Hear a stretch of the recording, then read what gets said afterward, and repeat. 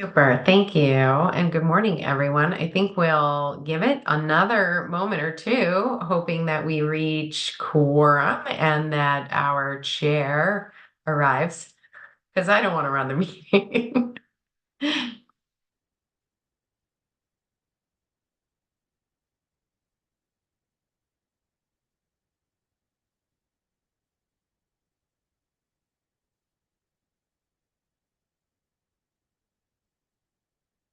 There's Leah.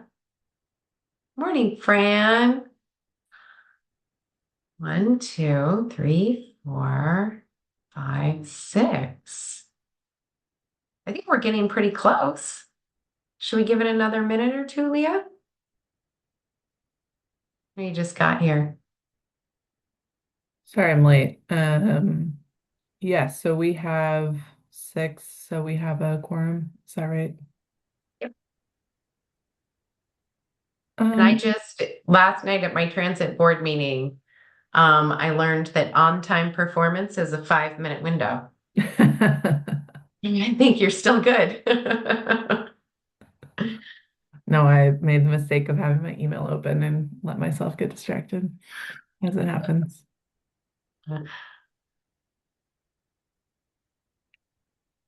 Let's give it one more minute and then get started.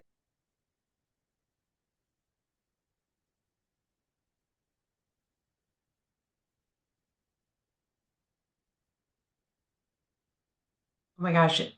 Zoom now seems to like run advertisements in the window that you open up your meeting from. And I don't feel like they always did that, but it's really distracting. Background, I had to get rid of it. Good morning, Jennifer. Morning.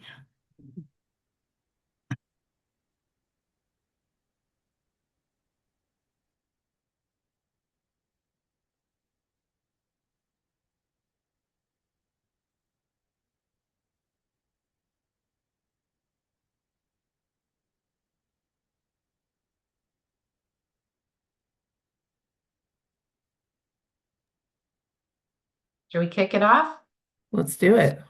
All right. Um, well, good morning, everyone. Happy May 29th. It is almost the end of the month. Summer is here. Graduations are upon us.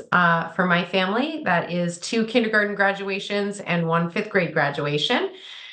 So it's a busy time of year. I appreciate you all taking time out of your day to join us for this conversation and this meeting. So let's see. Ingrid, for the record, it is 9:04 a.m. and we are going to open this meeting of the Community Involvement Advisory Committee. And if we can note attendance for the record, that would be fantastic. And the first item on our agenda is welcome and introductions. So I can start and then I'll hand it to you, Leah. And if we just want to name people off after that, the popcorn can get a little confusing. So Sadie Carney, she, her pronouns, or she, they, both work. I am our communications and community engagement manager at the Department of Land Conservation and Development.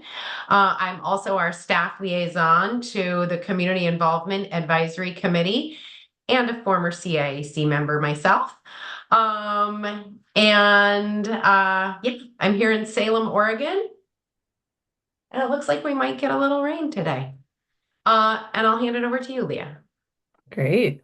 Thanks, Sadie, for kicking us off. Good morning, everyone. I'm Leah Roush. I use she, her pronouns. I am the chair of the CIIC for a little bit longer, and have been on since 2019. I am a planner for the city of Eugene, and I will go to Jennifer and then I'll read folks off from there. Hello, good morning, Jennifer Isla, she, her pronouns. I am vice chair of the CIAC and I work for Beyond Toxics policy and programs. Thank you. Thanks, Jennifer. Go to Megan. Good morning. My name is Megan Tuck.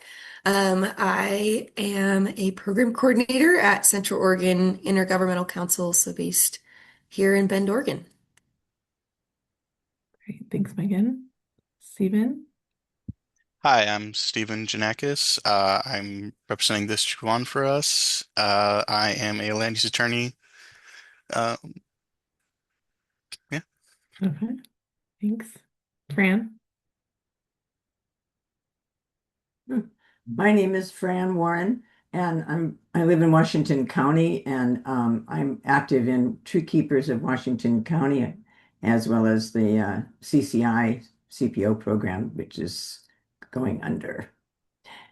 And I love being on SIAC. Thanks, Fran. Zechariah? Hey, good morning, everybody. Zechariah Heck, he, him pronouns, CIAC member for a while, and I live in Bend, work for the state of Oregon. Thank you. And I see Sarah on my list. If you're there and you want to go ahead. Hi, everybody. Sarah Spansale, she, her. I live in Medford, and fun fact, I'm graduating this month too with my bachelor's from Southern Oregon University. I'm very excited about that. Nice. Congratulations, Sarah. Thanks. Okay. I think that's all oh, and Ingrid, do you want to introduce yourself? Everyone, Ingrid Cordell. I am the admin specialist for the housing division at DLCD and CIAC support for Sadie. Thanks, Thank Ingrid. goodness. Thank you, Ingrid, and thank you, Leah. Well, I think that brings us through our first agenda item and to our second item, which is public comment. And sorry, my computer has had a little trouble and my camera just did, so hopefully we can just cruise through the rest of this meeting without issue, but not sure what's happening. I redetected my camera, which is good news. So our second item is public comment. And since we last met and actually kind of right timed with our last meeting, but not in time for us to consider the comments, especially as we were meeting with the Land Conservation and Development Commission at our last meeting for our joint meeting.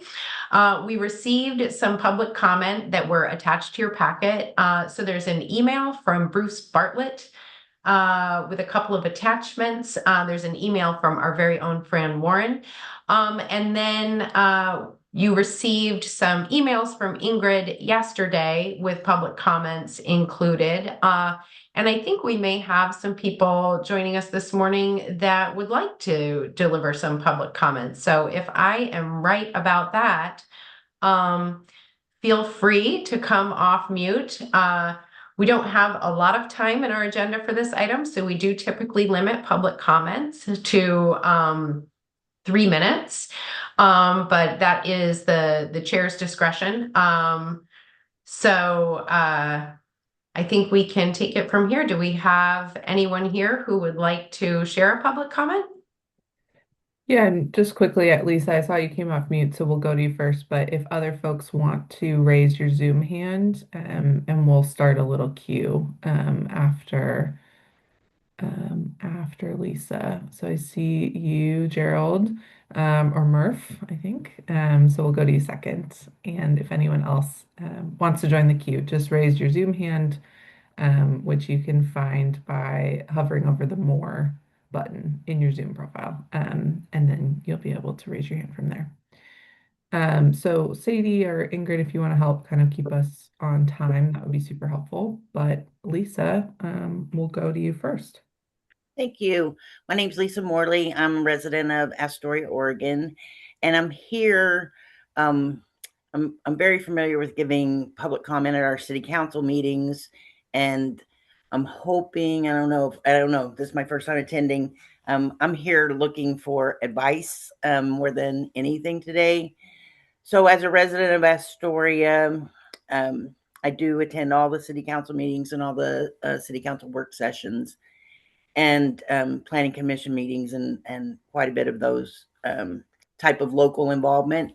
And we many residents in Astoria, we've kind of hit a wall with a lot of changes. Major changes are being made to the makeup of Astoria, and we have been limited at City Council to only giving 3-minute comments. And what has happened over the last 2 years is our emails are now not being responded to.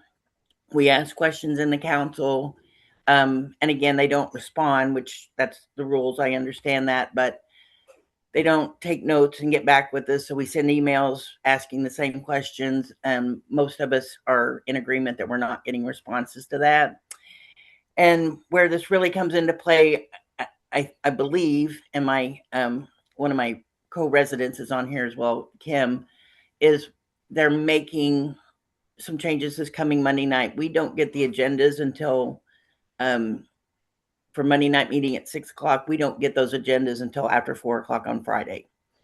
And then there's no way to get any questions answered, get any more information. And sometimes the materials for the work sessions are included and sometimes they're not. And then when we go to the meetings, there's no handouts and we can't see the screen to see the presentations, really read the details of the PowerPoint presentations that are being made. Those PowerPoints aren't made available online with the minutes, and we have to reach out and try and get those. So we're really feeling disconnected. And I'm coming at this from goal 1 about two-way communication. I've asked them repeatedly, and many of us have for town halls, to where we can come and get our questions answered and have some back and forth dialogue. The mayor does that, but the counselors don't. And so that's only one person, and my ward, none of our ward counselors are having standard meetings with us. And they're getting ready to make some changes to our city charter, proposed them anyway to go to the ballot. They had it on their work plan that they were going to put a ad hoc committee together of citizens to make those recommendations. They did not do that. And one counselor is making those suggested changes to change our charter.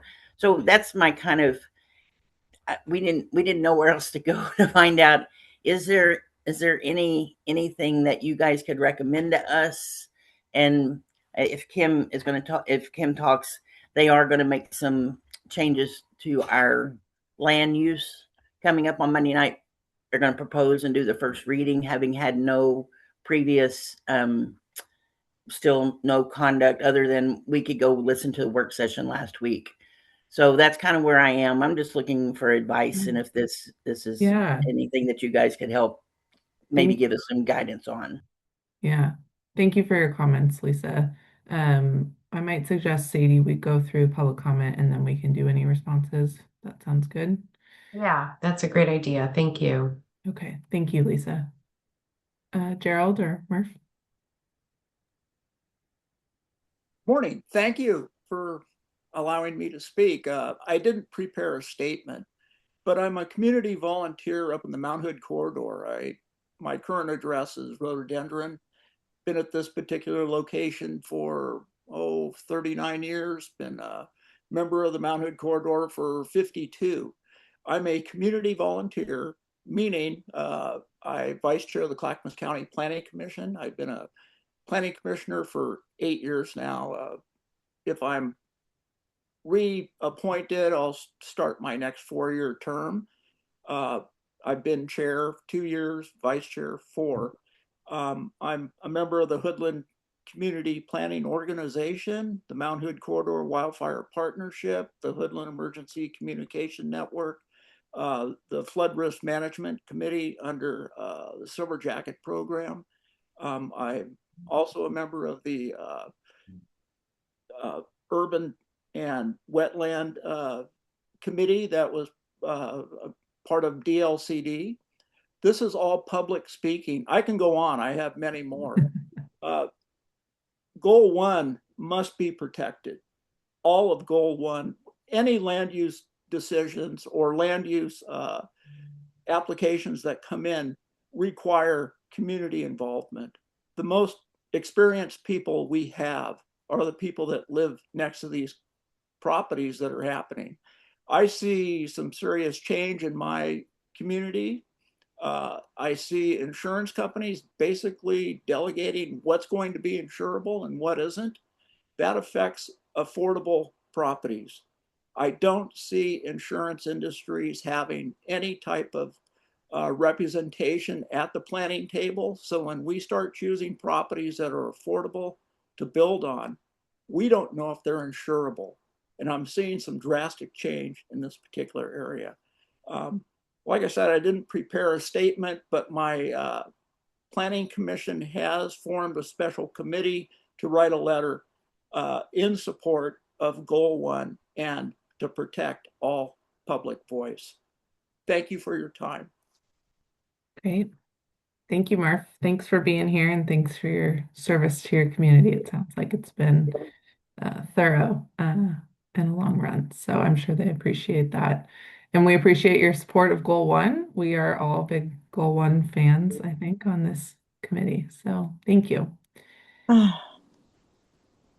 Kim, did you want to Yes, get in the queue for public comment? I Okay, do. I didn't see the hand, so no worries. If you're on your phone, it's a little tricky. yeah.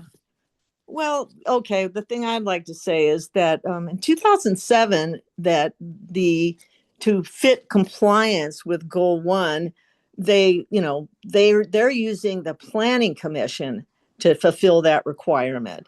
And it couldn't be farther from the truth. The Planning Commission never makes any comments or anything at any of the meetings. They're considered citizen involvement. It's just not true. And they're using other things like the library committee and the HLC and, they actually are citizen involved in those committees, but they have nothing to do with the planning that's going on around town. We have a kind of a homeless situation going on, and we're not involved at all. So I just don't think that Astoria is complying with Goal 1 anymore, and they maybe need to be re-looked at because things have changed with the homeless situation, which is happening everywhere. And who I have a question, like, who enforces, maybe you can do that when we're done, who enforces these statewide goals? And and like Lisa said, we kind of want to know what our options are, because we've kind of hit a wall and we're kind of dealing with this runaway train that's happening in our city, that they're not enforcing laws that are already on the books. And so it just goes on, and we're just kind of at wit's end of what to do. And anyway, that's kind of what's going on. And there's other goals that have to do with it too, like Goal 5, but that's another issue. But anyway, it's a bad deal what we're dealing with. And it's frustrating because they don't even, when they start the meeting off with these new ordinances that they're planning for camping, they don't even say that, they say, oh, we've been working with the police department, we've been working with the city manager. They never mention the businesses, they never mention the residents, they don't mention any other people they've been working with other than in the community action people. They're basically doing everything for the homeless people, and everybody around them doesn't have any rights or any say so. They just vote something through, do the first reading and then second reading, and then there you go. So anyway, it's very irritating. Well, Kim, thanks for your comments. And I'm just, for the record, I think you were also speaking of Astoria. Lisa mentioned that you're Yeah. gonna And add. So I like just she want- said, we're just looking for, what are our options here? Because we Yeah. don't know what to do, and we feel like we're just, we're stuck. Like, we're just, two people basically decided what the new ordinance was going to be, and with no input from, like Lisa said, we send them emails and they may or may not answer. If you've sent too many emails, they just ignore you. They just go, oh, it's you again. And that's about it. Yeah. Kim, thank you for being here. Okay. To wrap up your comments just to keep us on time a little bit. Oh, okay. I think I'm done. We just want to know the options and what can we do? Yep. Yeah. So we can do a little bit of response here, but I'll probably ask Sadie to support you all offline as well as the kind of That would be great. Yeah. specialist at DLCD. But thank you, Kim and Lisa, for being here and for your comments. I think, well, I just want to say briefly, we As an advisory committee to the commission, don't enforce goal one. So I'll just say that Right. off the Well, I bat. just want to know who does. Yep, yep. So Sadie can speak to that a little bit potentially from DLCD, but just to clarify for anyone who might be listening, goal one is really about long range land use planning, and is not necessarily about public meetings law, which I think is part of what I'm hearing from both of you today is just how city council manages their meetings and notices their meetings and materials. And so that lives kind of outside of goal I think one. it's just the decisions, the decision making. We're not part of any. Yeah, I thought it was supposed to be all Kim, at this phases. point, we're not going to Yeah. do the back and forth Oh, I'm because we're sorry. Okay. wrapping up public comments. So I'm just going to briefly respond and have Sadie briefly respond, and then we're going to move on with the rest of our meeting. But Okay, thank you. I appreciate the frustration. I do. I just wanted to kind of state that off the top. If Sadie, if you have anything to add before we move on. Yeah, first of all, thank you for joining us and for sharing your concerns. Leah is right. DLCD is not typically an enforcement agency. We do, and I say not typically because we recently introduced a HAPO, which is the Housing Accountability and Production Office, which does have an enforcement element to it. So confusing things a bit. But aside from the work of HAPO, we are not an enforcement agency. Really, it would be the commission, the Land Conservation and Development Commission, to which this group is advisory, would receive a formal complaint, and then they could decide whether or not next steps were necessary in terms of engaging the local government to uphold what's adopted in their comprehensive plan. And I would be happy to sit down with Lisa and with Kim. I think your issues are distinct from Murph's issues, and I'm going to speak to those in just a second. But to talk about, kind of where goal one is, where goal one isn't, what's adopted into Astoria's plan, and what would be necessary to change what's adopted in the plan. So if that's helpful, I'll follow up with you by email after this meeting, and we can set something up. And then Murph, to your comments, what I think I'm hearing in there is frustration about some of the legislation that has been passed that limits the ability for community members to comment on proposed development processes, and we hear that. It is something that we recognize internally, and unfortunately it's out of our hands, but you may have a more fruitful conversation with your elected legislators for the area. And given the breadth of your service to the community, you may have others that you could inspire to do the same. And I certainly encourage you to pursue those lines of communication if possible. But we recognize the issues that local governments and communities are facing in that regard. And unfortunately, there's not a lot of latitude in terms of our implementation. And I do see Maria has a hand. And Maria, if you can introduce yourself as well. Sure, I will. Good morning. My name is Maria Sippin. I represent Portland, Oregon in this committee. And I just wanted to offer something to the folks who testified with some frustrations around the compliance related to notifying the public around decisions and meetings. I just want to throw out there the Oregon Government Ethics Commission, often referred to as OJEC. That's an area of government where you can file a grievance if you feel like there's poor adherence to public meetings laws or other ethical issues happening in any level of government. So bookmark OGEC, you can search for that, the Oregon Government Ethics Commission, and they weigh in on all types of things. If they see your grievance has some valid element to it, they'll walk you through the steps if it's something that they will take up. Thank you. Thanks, Maria. That's a great resource. Great recommendation. Thank you.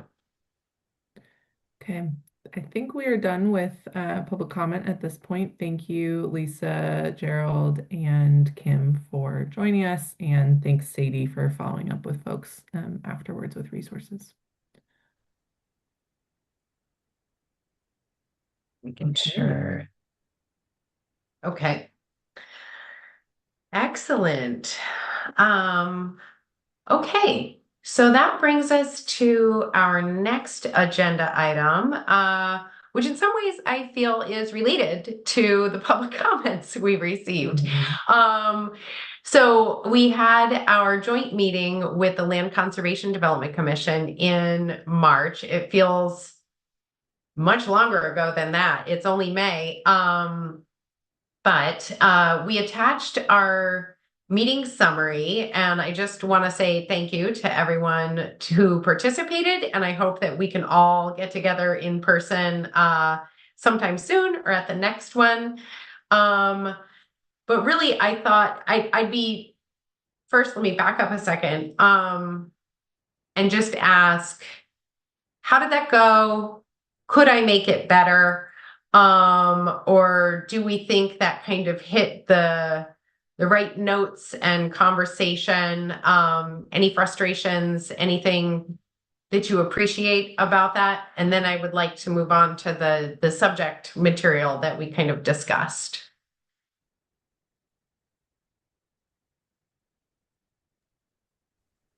Fran. Yeah. Obviously I missed something. Oh, sorry, I'm still ill. I missed something along the way where we had really streamlined and removed all those other columns. And so I was anticipating doing the ACE evaluation to take a really, really long time. And removing all those extra columns made it so quick. Yeah, it saved me a lot of time. So I think I was able to make my assessment numbers pretty reasonably based on the verbiage I read through the application. So thank you for saving me some time.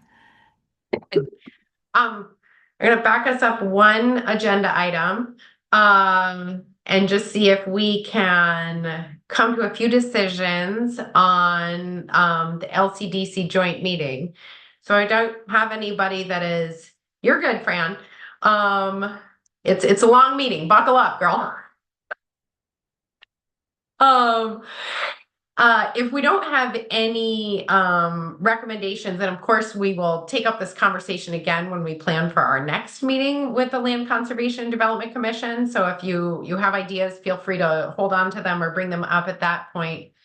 But I think where we landed in our conversation with commissioners is that creating guidance around community or CCIs, citizen involvement committees or committees for citizen involvement, would have merit. And I think that when we hear comments from Kim and Lisa, who have a planning commission who is acting in that capacity, but a planning commission with zero guidance on how to perform the duties of a CCI or meet the obligations that they may have under Goal 1 as a CCI, that we can see how a lack of attention in that area is kind of playing out. And as we get into kind of these volatile times that we're in right now, and community input is so necessary to the decisions we make moving forward, the hope is that we can create some. That said, we don't have funding support to do that right now. However, in your packet, I did include 2 items, and I will open one of them because I think this is, if I can, hold on, come on, computer, you've got this. Sorry, here we go. And that is a CCI Q&A. And let me just open this up over here and I will share it with you. So this is, oh, come on, Zoom, share. We've got this. Okay. This was a list of questions that was sent to me from a planner in a small city here in the Valley. And they, I am guessing based on the line of questioning, and this came through our regional representative, were interested in standing up a CCI. And these were the questions they had. Is there a CCI handbook? Is it an independent committee? Can it be part of the city council? Is there an organizational structure? Is it, if it's part of the planning commission, right? So they have a lot of questions, some of which we have answers to, and others that, you know, you can see there's a lot of places in here where I have noted for the person inquiring, this is up to you. Which is I think better than not having guidance available at all, knowing what is within your realm of decision making and what is outside, I think has value. So we did have the recommendation from our deputy director, Kirsten Green. She said, this is great, just post this right up on your website. But I think it could use a little refinement. And what I would propose to do is, Fran, I'll take your advice on this, especially. I would like to reach out to some of the local governments that have reached out to me with questions about CCIs or with questions about shifting the role of their CCI. And ask them what questions they had so that we can kind of round out this document to include a little bit more universal perspective than just, you know, a smaller city local government, and find out what questions they were asking and how they answered them. And if I need to, I can get some legal interpretation on the different language that exists so that we can really put out a more useful kind of FAQ and post that probably, I think, to either our goal 1 page, or maybe, you know, create a separate page on our website for CCIs, because I feel like this issue is something that is coming up more and more frequently. So that is my recommendation number 1, and I would love to hear your feedback or ideas on how I can make that idea better. Fran, you're muted. I want to hear the idea. For one thing, by the way, thank you very much for raising this issue. I always feel like a broken record here, but there's a document that I don't remember, Bruce sent it out or you did, but November 2025, there was an excellent document that you did, Oregon DLCD Goal 1 work group presentation. Yes. And it has, I'm a big fan of visuals. And so this one here has a lot of really super visuals in it. And I think that would be maybe publicize it more, or whenever anybody has a question, I would certainly send that document out. I don't know if everybody's looked at it or not. We in Washington County CCI, we also did a picture, a depiction. And when we did this visual, it helped us to unwind where the potential problems are and what was missing. And so we were able to flesh it out, and then we'll be able to speak to the missing pieces. So that's my only comment. Great work in November 2025. Thank you. Thank you. And I'm so glad that I myself have shared that PowerPoint many times after creating it and presenting it to a legislative work group. So I think even internally we are finding value and repeated value in that. So that's a fantastic suggestion, Fran. I'm happy to put that, especially on our goal 1 page. I think that would maybe share some information that helps define the role of goal 1 in the process. I don't think that I'm unfortunately the way that goal 1 is written or how we're implementing it leaves us some huge gaps, but nonetheless, that document is a great starting place.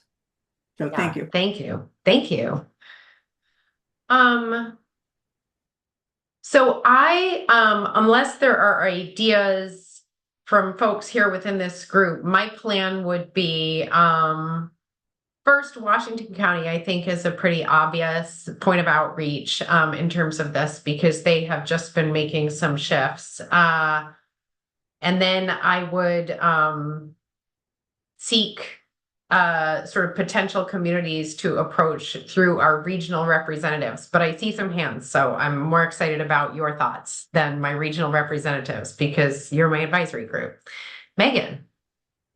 Yeah, I was just taking a look at the website to see like what exists under Goal 1 already. And I think it would be, depending on the structure of the website, like maybe just something of like, what is a CCI? And then under that, you have these FAQ pages so that it's just really clear there. So if anyone's going to search about a CCI, that's what comes up. And then you just have all those resources listed, or maybe like examples from other local governments.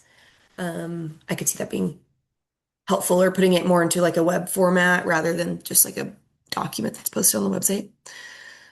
Yeah, and I think if any, I love this idea. And I think if I came across a local government that had good bylaws and structure, even if we scrubbed it for the name of the community to post it as an example that other governments could use and refer to in developing their own. I'm just a big fan of making that kind of information available. Leah. Yeah, I was going to say something similar, just about sharing some examples of what different cities across Oregon are doing, or different communities. My understanding is that the vast majority use their planning commission. And so I think that's fine to give as an example and how the CCI functions, or the planning commission functions as the CCI, like what they review for, what they approve related to community engagement. And I'm happy to help you do a little like what Eugene does, if that's helpful. I would say, like less structured. And so maybe it's a low barrier example. And then there are much more structured examples, I'm sure, to give folks kind of a range of options, and what that looks like across the state, but similar to what Megan suggested.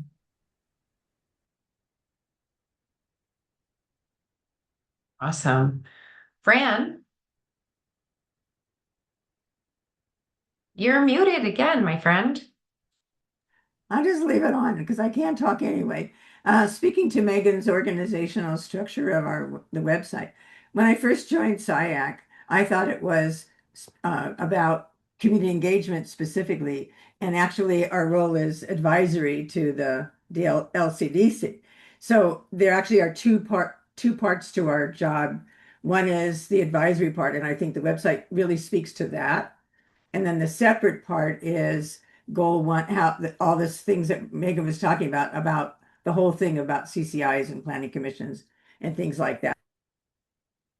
Yeah. So if we structured it in those two ways, it might make a big difference for people that are approaching it. Yeah. Just my thought. And then the idea that I had, Leah, and I think, and those of you that live in the Oregon planning world. The idea that I had that I sort of set aside in case I could come up with other better options was to ask OPN. And I was like, I'm sure that's a floodgate I'm ready to open. Maybe down the road. Okay. And then I just wanted to also let you know we're in the process of refreshing our website, and there's some state-driven need behind the work. But one of the things I came across in my website refresh was a planning commissioner training handbook. And it was last updated in 2015. And so I reached out to our regional representatives and I said, does anybody even use this anymore? And they said, oh my gosh, we used it 3 times last month. So my hope is even if we can only perform internally a light update on a planner commissioner, planning commissioner training handbook that includes something about that, and add updated in 2026 to that document. I think the appearance of a document that is 11 years old on a website sort of gives people, leads people to question how relevant it is today, as I did for my own internal document. But my ultimate hope would be that we could identify some funding and work with the same group of partners that helped develop that overall handbook and update the whole thing to modernize it and include kind of the community engagement CCI aspect of a planning commissioner role. And I think that may take a little bit of money, but because we are not starting from zero, my hope is that it would be something that we could modernize and then apply and kind of really get pretty close to our goal of creating this guidance when we kind of take the package holistically. So that's where I plan to start. And when I need a subcommittee to help push me forward and guide my action, I am going to reach out to you all and let you know. But I don't think we're there yet. Unless people are really just like eager to join a subcommittee, in which case let's do it today. But I think we can hold off on that implementation. Okay. Well, thank you so much for all of your ideas and the guidance on that. I'm really pretty excited to get to work on this. And sorry for my allergies. Let's see, I should maybe close the window. I can hear the yard care team down the street. So our next agenda item, and perhaps our headlining item for this particular meeting, is our Achievement in Community Engagement Awards. So thank you all for taking the time to review these and get us back your evaluations. And I do have a PowerPoint prepared that I will open up here and share with you. But I just wanted to, let me start it and I'll share it. And then, oh gosh, okay. Display settings. Not just interview. Minimize. Sorry, this takes me a minute every time I have to share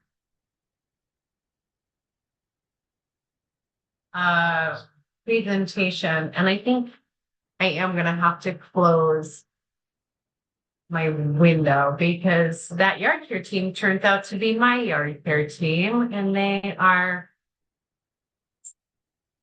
right here.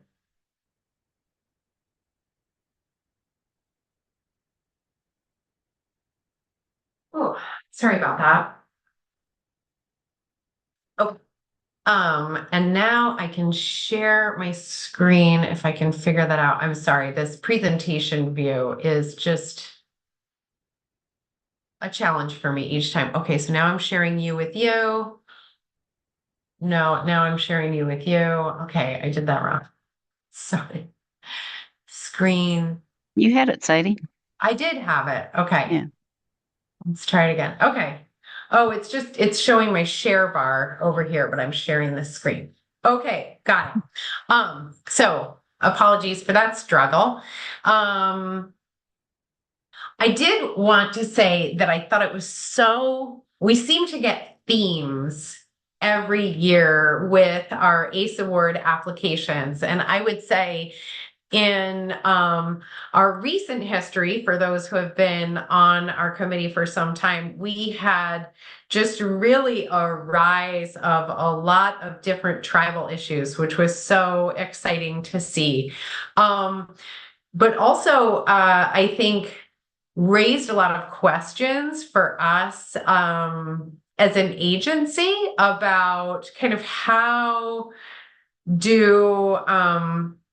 what is our role or responsibility as an agency in verifying or like authenticating the work described in an application. And this year, I would say, if I had to identify a theme, it would be grassroots, right? We had 2 different applications from sort of grassroots efforts that, operated outside local government efforts to accomplish some of the same outcomes that we might hope for or want to see from our local governments. And so one of the recommendations that I had, and then we'll go into our evaluation of the projects, but I wanted to take this at the top. One of the recommendations that I made to our regional representatives, is a group that I let know about, like, we have received an ACE Award application from your region, and here's what it is. Because they want to be informed on what is happening in their regions. And, sometimes they'll speak up and say, oh my gosh, what a great project, and things like that. But in conversations with that group, I thought, well, we thought that I could approach this group and ask about adding a question to our application form that asks for a letter of support from the local government if the applicant is not the local government. So we don't have to answer it now. We can kind of take that question at the end after we look at our ACE Awards, but I'm also happy to hear your comments now. And I just have a little bit of a weird thing to do between 2 screens.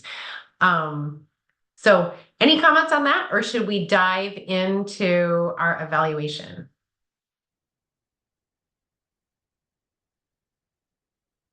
Dive in. So can I move through my slides? So I don't need to read these verbatim. You have all read them quite recently, and as I noted, evaluated them. And we'll go through the projects just as describing them in brief, and then I can share with you which projects had the highest score, unless you want me to do that along the way. But I will plan to go through them all and then let you know kind of the overall sentiments, and then we can open it up for discussion and see if that changes anything. So our first application, and these are just in alphabetical order, was the Go Beaverton Transportation System Plan Update.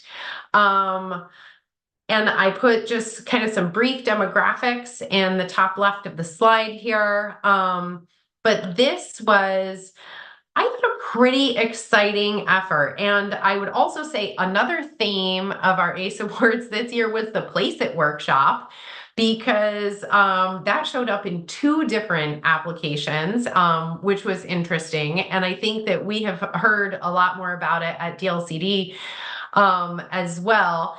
But I think aside from the Place It workshop, the real success behind the this TSP update was the community ambassadors or transportation ambassadors program, where this group received training and then compensation over the life of the project to really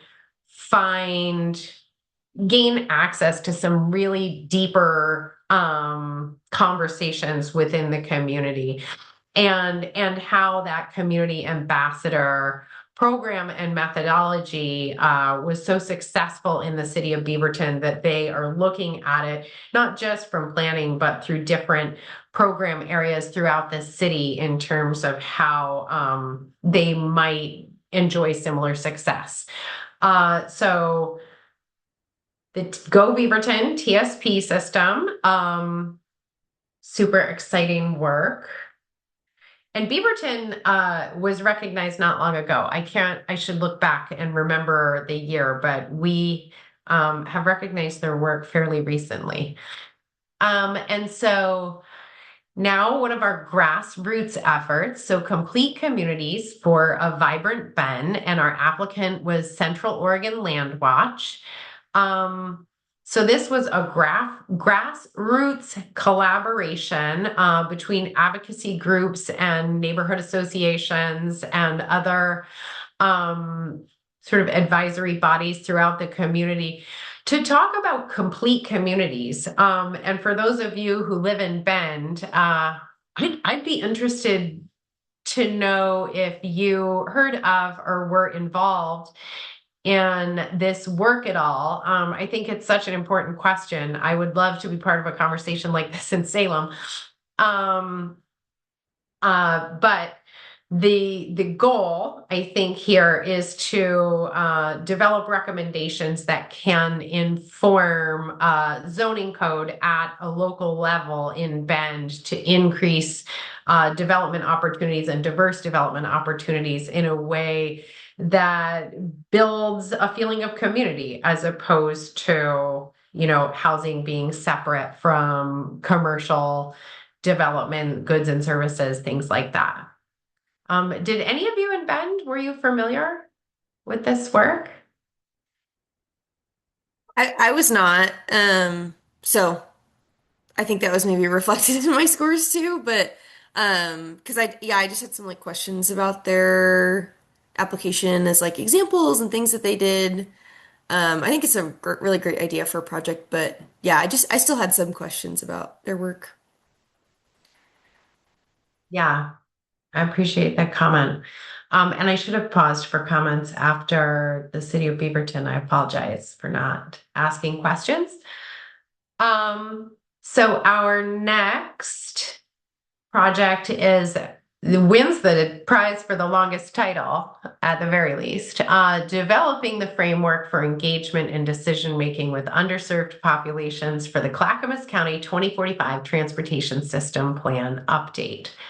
A long title, but just super inspiring and impressive work. And I believe that this applicant, I'm sure that this applicant is the recipient of a Climate Friendly and Equitable Communities grant that helped fund, at least in part, this work. And one of the outcomes of that grant money going to Clackamas County from DLCD was they were able to hire a public health planner for Clackamas County, which is a pretty exciting integration of skill sets and ideas and work. But this was a collaboration between the Department of Transportation and the Department of Public Health. So we kind of love the breaking down of silos and collaboration that allowed the Department of Transportation to really gain access to a community that already felt they had a trusted partner in government, which, as was reflected in their application, was not the Department of Transportation prior to this effort.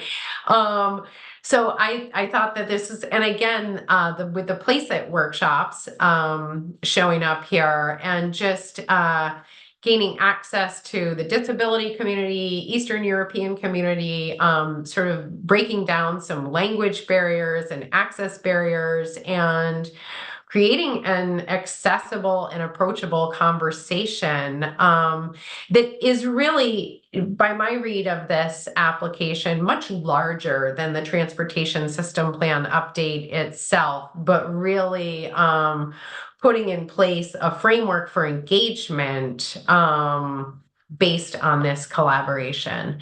So I'm happy to pause and hear your reflections or ideas about this project. And then I apologize for steamrolling through the first one. We can go back and speak to Beaverton's. Anyone have thoughts about Clackamas County?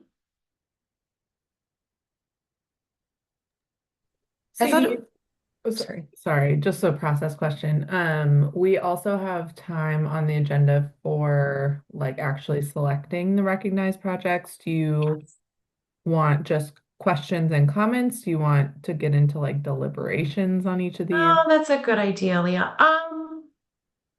Why don't I finish my presentation? And then we can maybe revisit that question perhaps when I've stopped my screen share, because this is a difficult way for me to facilitate a conversation. Yeah, let's do that. Unless people have clarifying questions, let's get through your presentation and then we can discuss and deliberate a little bit more thoroughly. Yeah, I appreciate that. Thank you. So our next application alphabetically was Coastal Futures, Building Resilient Connections Between Ecology and Community in Rockaway Beach, Oregon. Great to see a project come in from the coast. As was reflected in this application, it is a part of our state where, due to the size and capacity of the communities, there is not a lot of planners on staff. And when there are planners on staff, they're the one doing everything. And sometimes it is, they are the planner in addition to being the city administrator. So a really uplifting, I thought, and interesting effort, grassroots effort, from the Department of Landscape Architecture at the University of Oregon to come and convene conversations with these communities in a planning-ish capacity, helping make scientific data available in a more accessible and easy to consume way to these communities, to help them understand watershed connections in this particular instance. But I think sort of the cause and effect of some of the ecological decisions made within the Coast Range and the coastal zone, which runs from the top of the coastal range to 3 miles off the shoreline. It is a very unique ecological set of circumstances, and a population that I think over time, based on kind of the forestry interests in that area, and the heavy reliance on tourism, and some of the marine industry, and then more recently conversations around offshore wind, have felt, I think, a little disempowered. And so I thought that this effort to empower those communities and arm them with knowledge was really interesting. And again, a grassroots effort, so not led by the city, but I really appreciate someone from the Department of Landscape Architecture taking the time to put together this application and submit it. And also, I just when I looked at the area in the American Community Survey of these different communities to see what kind of sort of landscape they were trying to address in their community engagement. Rockaway Beach is tiny. We could walk around it this afternoon, like literally circumnavigate, I believe.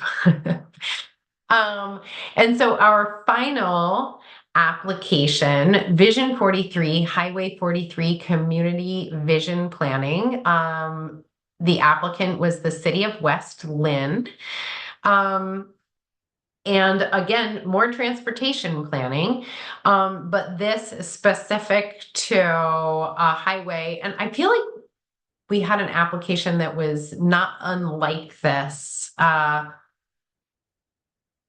in recent years, about a heavy transportation corridor that sort of became a de facto, maybe it's not the main street, but like a real center for community businesses and services, and a place around which, transportation, transit, access to services is all focused, and how we can repair some of the disruption that has been created in our communities, based on sort of those conflicting uses, of, big transportation throughput and building a community.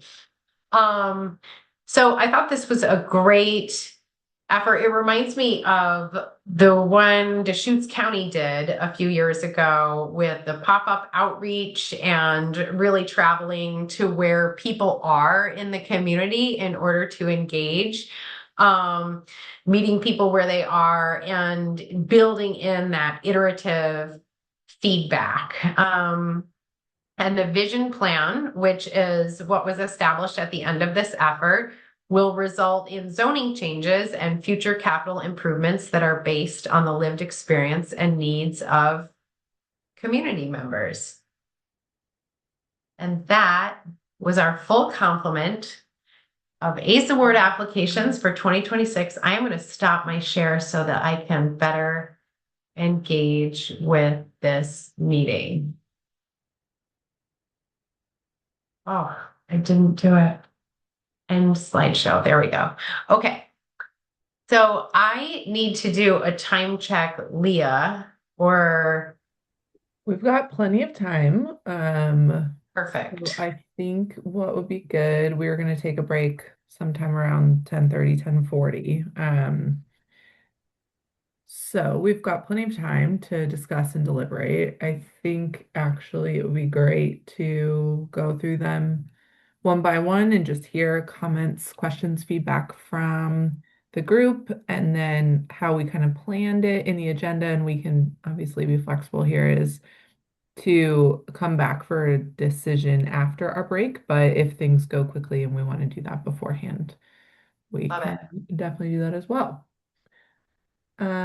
So our first application was the Go Beaverton Transportation System Plan update from the city of Beaverton. Are there questions folks had, comments, thoughts you had in reviewing that application in terms of strengths or opportunities for improvement in the future? Questions you had?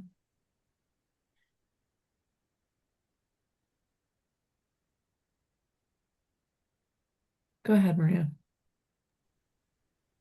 This one was in my top two. I thought that this one was valuable because they had the ambassador program and had a focus on skills building, which I think is important when you bring in people that you want to engage. You also want to help them gain some strengths and skills along the way. I like the mention of their feedback system, and I think that stood out to me. Yeah, I would echo that. This was also in my top two, and I love the community ambassador kind of model. And so I'm always excited to see that and see members of the community really kind of building their capacity to do outreach and engagement with their networks, and really building those strong networks which can last far beyond like a specific planning project, which is great. Fran, go ahead. Um, I'm real sensitive to lower income families and stuff, and I recognize a lot of people work two jobs, especially in the Beaverton area, Washington County, and I didn't see attempt to address that situation with a lot of public transportation stuff, which doesn't work for those people. So I felt like there was a piece missing when I read through everything, which is the folks who are really in dire straits when it comes to transportation. But that's one of my concerns, and I'd like to see them figure out a way to address that.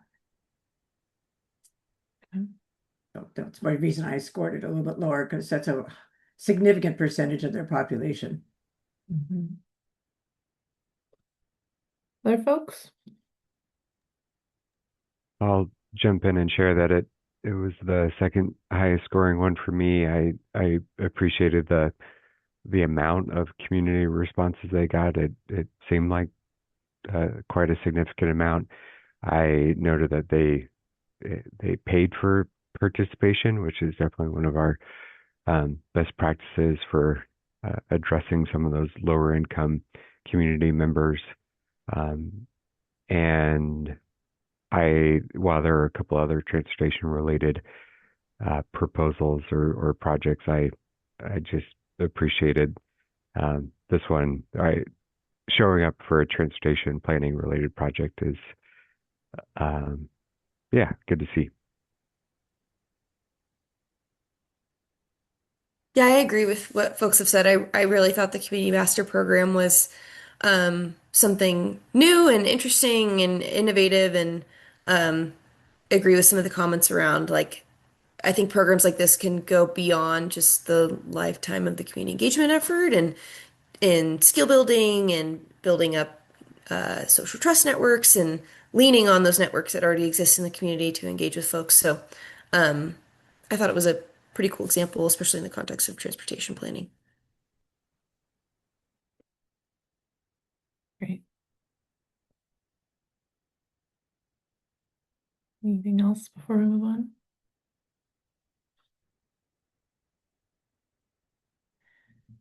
So the second application, and I'm just looking at the spreadsheet list and I'm realizing the PDF version is in a different order. So sorry to make folks skip around if you're looking at them, but the second in our list is the Complete Communities for a Vibrant Bend, which the applicant was Central Oregon Land Watch.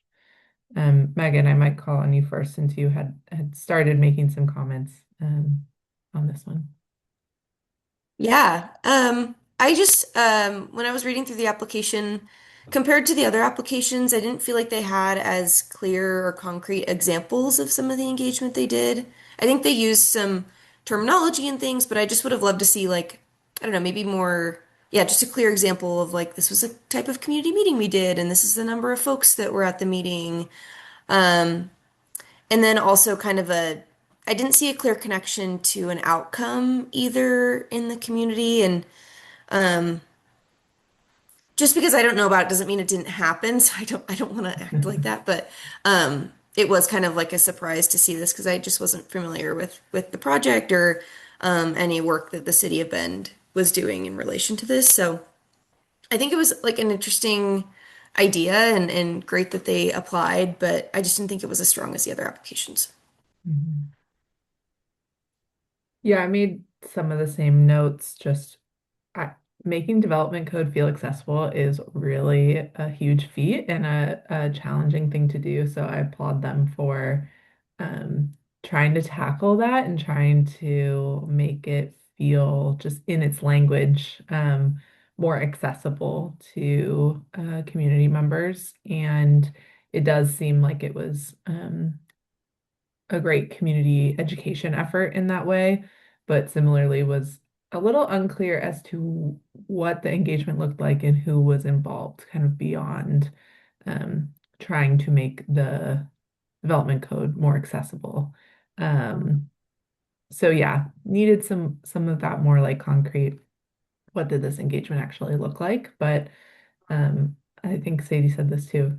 awesome to have a community organization so deeply involved in the work and to take the time to apply for the awards. So definitely kudos for that. And I recognize it's challenging to do the same level of engagement as a community organization as maybe a city or county who has different resources to put towards specific engagement events. So I acknowledge that might be part of the difference here.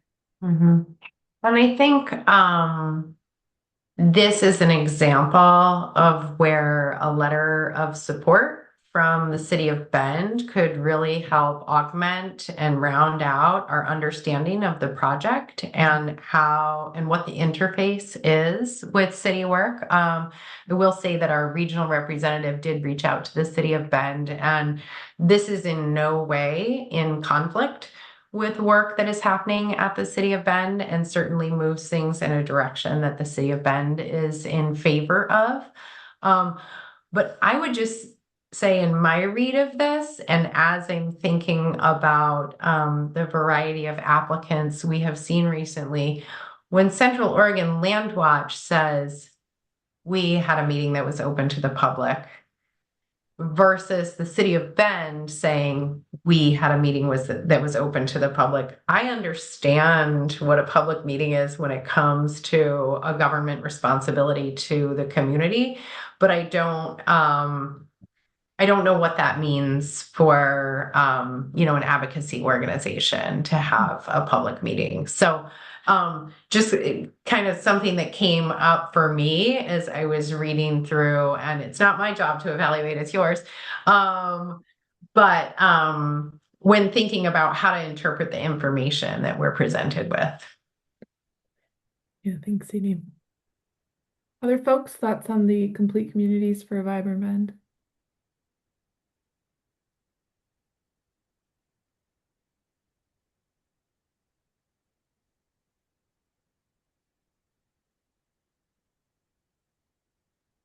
Okay.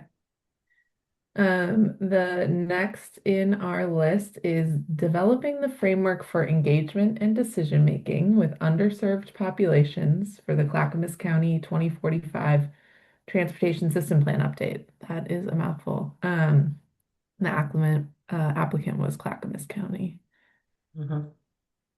Questions, comments, thoughts on this application? Fran, go ahead.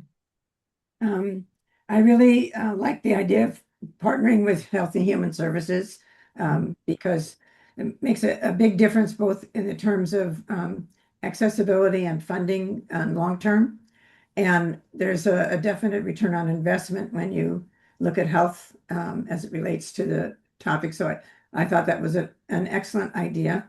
And it was a good option in the future. And the other one was, I was surprised that they did not engage the tribal community since they abut Warm Springs. So that was one of my questions. And maybe they just have that as a normal thing, but that was a little bit surprising to me. And I think I had one other comment about it, but oh yeah, I love this, as Sadie mentioned, this Place It workshops. It looks like it's a really good idea. And I was surprised about people want to take transit to nature. Fascinating. So it's amazing what you can unearth. Great. I'm done. Maria, go ahead. I think I've heard other folks say that they like the silo breaking of being able to collaborate with public health and planning. I am always curious about play-based approaches. I think in some communities, it's a good way to level the playing field because this work could be really dense, heavy, and inaccessible, and play is an important tool for learning, engaging, and building relationships. I do wonder, though, when planning efforts include Place It or some of these play tactile methods, I would always love to ask them, would you do it again? Would you try that approach again, or would you rehire that consultant? Because I think there's something really catchy and something related to novelty and intrigue with it, but I never really get to follow up and ask if people would do it again. Thanks. Thanks, Maria. Yeah, I'm in the same. Can you guys hear me? Okay, I'm the same as Maria. Like, it sounds really great. The only thing that I do, yeah, the only question I do have is, yeah, how was the reception? How was the how was the process itself? And then like how useful was it? It's just hard to find those measurables in this kind of thing. Like even just having a general idea of how many people, they were able that came to these events, or some kind of like idea of the level, the increase in engagement, would really make this one like my favorite. It's right there for me. It's missing just a little bit for me. Mm. Yeah, it's something it took me a second to wrap my head around this when I was reading the application, is that they're working on an engagement framework. So it's like the framework for how we're going to engage through this process, which co-designing an engagement strategy with the community is something that we're talking a lot about on my team, of just like really trying to wade into co-design, and that can be kind of an uncomfortable place, I think, for government to be like, we're not sure what we're going to do yet because we're going to figure it out with the community. And so using play and using kind of these broad engagement strategies to um, really thoughtfully and systemically engage with underserved communities, in just developing and co-designing what your engagement framework is going to look like.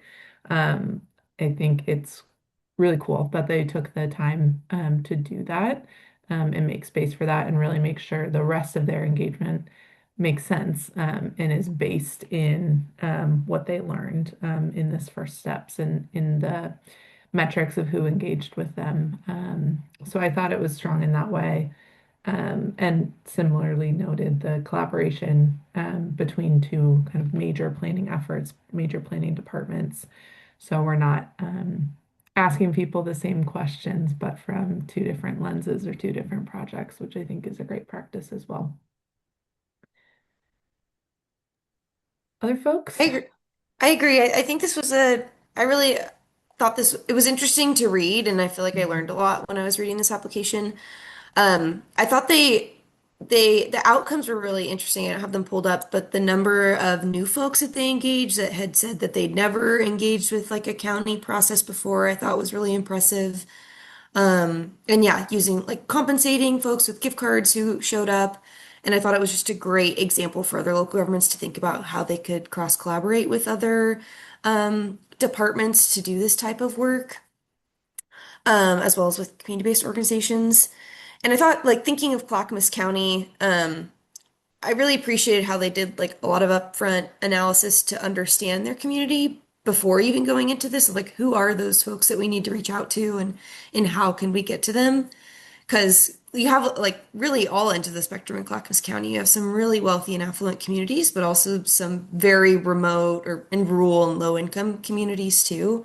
And things like Eastern European communities and all these things. So I thought their approach was really thorough and really intentional, and just like a great example to highlight. Yeah, I have to agree with that. And I mean, the fact that it can be reused down the road, like as we've been discussing in this meeting, is such a huge need for communities who don't know how to engage. That it seemed like there was a lot of best practices in there, and yeah, a lot of value. Thanks, Sarah. Any other comments on this application? I'll So jump a comment in. Oh, sorry, Zechariah. I just wanted to offer a correction because I was presenting this without looking directly at the email from our regional representative, and I misspoke a bit. They did receive CFAC funding, Climate Friendly and Equitable Communities grant funding through DLCD, and they do have a public health planner, but that was not funding. Funding support for that position did not come through our grant, but it does come from the community development budget. So I just want to make that clarification. Sorry for the miscommunication. Zechariah, sorry for the interruption. Yeah, no worries. I just wanted to echo a lot of the comments shared by other members, and I particularly appreciated the partnership with the county health division. It's great to see government agencies or departments collaborating, especially the transportation health nexus there. And I thought the play-based workshops were great, as well as the phased approach to really kind of upside down pyramid approach to figuring out how to best engage with the community.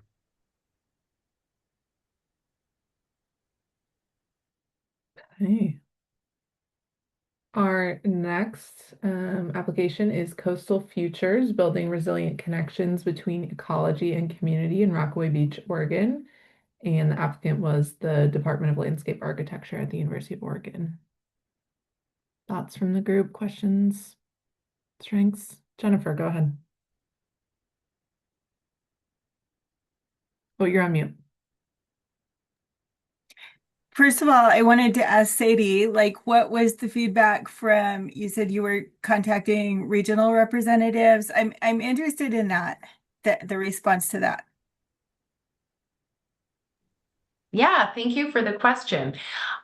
In both cases where an advocacy group who led a more grassroots effort submitted an application, in both cases, when the regional rep reached out to the local governments were like, oh, yeah, I mean, we knew about it. It wasn't a bad project. I mean, like, we didn't know they put in an ASA word application. I guess that's cool. So, but I get the sense, both from the regional reps and from the local government response, that more awareness and communication in terms of the applications would be appreciated.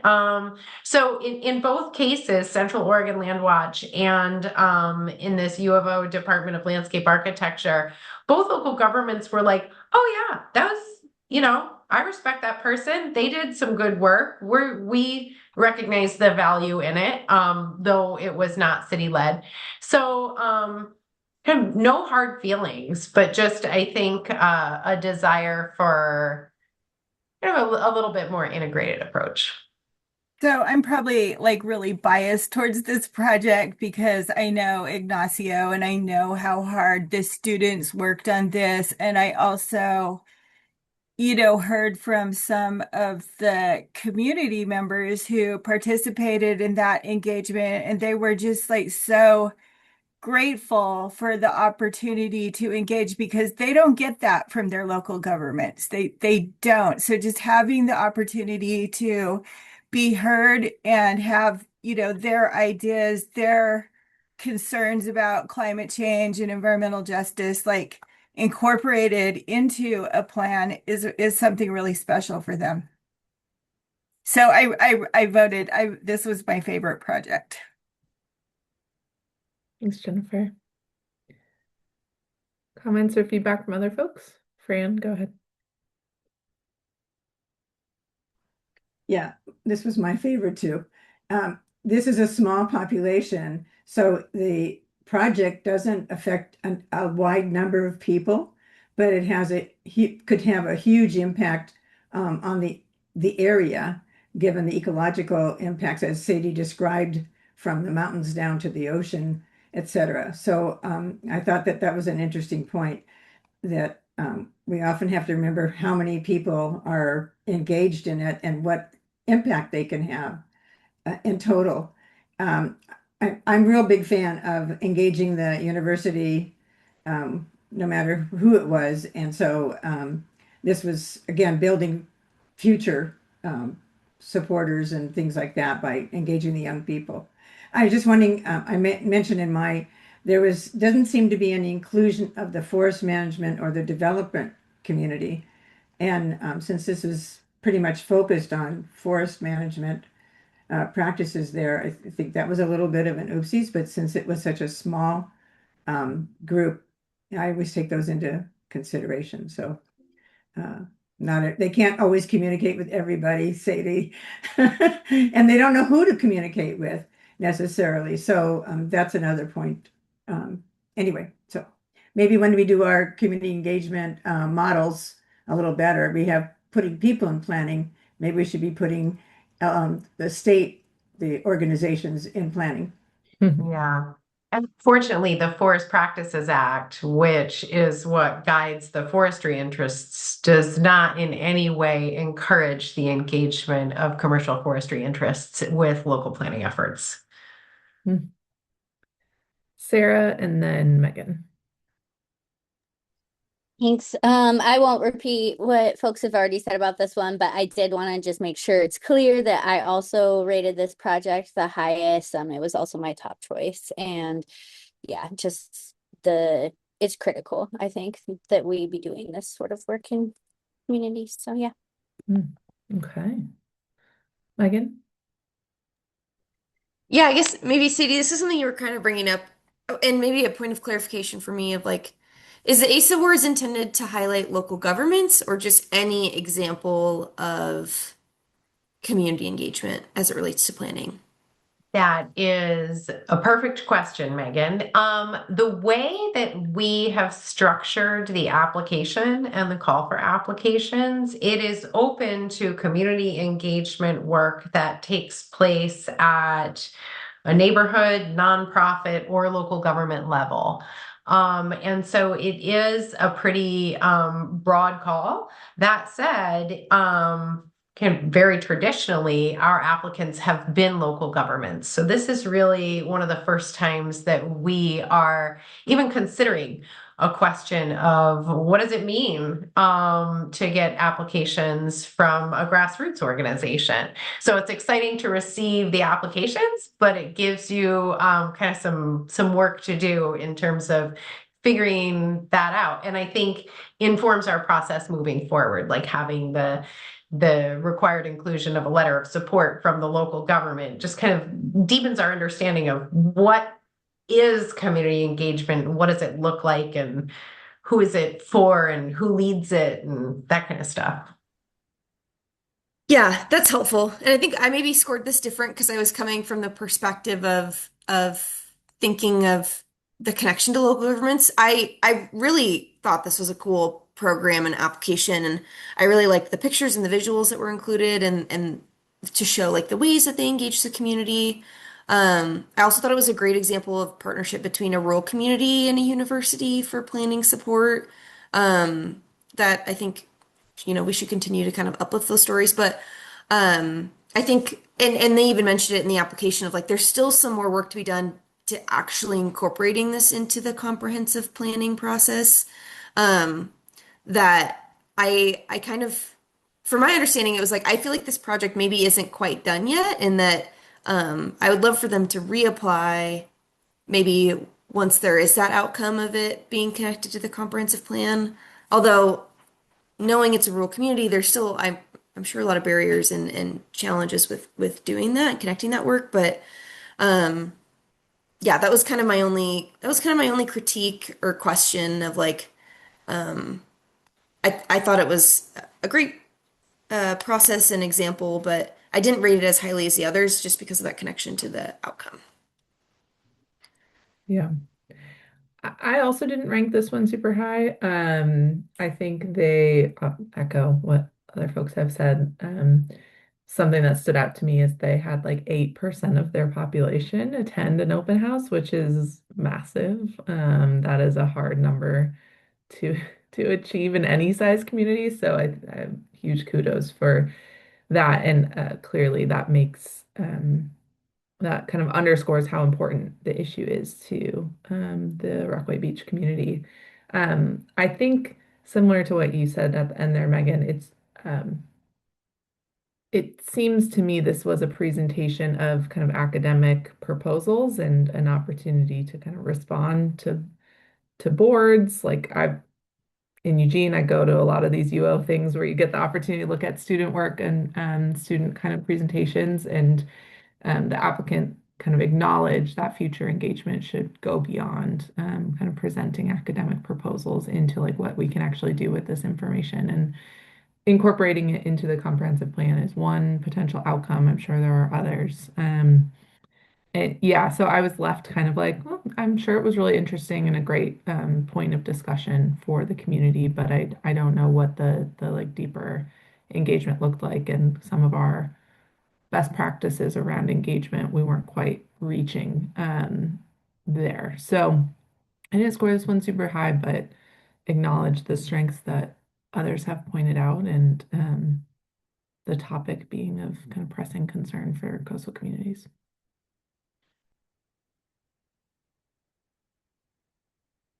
Other questions or comments on this one? Otherwise, we'll move to Vision 43, which is the Highway 43 Community Vision Planning from the City of West Lynn. Comments, questions, highlights? I scored this one pretty middle of the road, I would say. I think they had some good engagement strategies in there, but it felt fairly traditional in terms of an engagement effort. I appreciated their focus on reaching young people and renters through kind of more specific engagement opportunities and pop-up events. I think that stood out. And I love that we're in a place around engagement where we can say like, oh yeah, this is like what cities should be doing. And the ACE Awards I want to recognize when people really go up above and beyond. So I kind of scored this one in the middle. Same with me. I thought like it was still great to see they used a lot of best practices and yeah, very similar to everything that Leah has said, and that some of their outcomes will help inform future processes too. I thought that was great, but same for me. It was more in the middle. Fran? I was impressed by the 40 different events, and I don't know if that's a large number. I thought that was a pretty large number. And then also being able to use reusable products so that they could go anywhere and do anything with them was another thing that I liked about it. So maybe I'm way behind the times and everybody does that. So maybe you can inform me.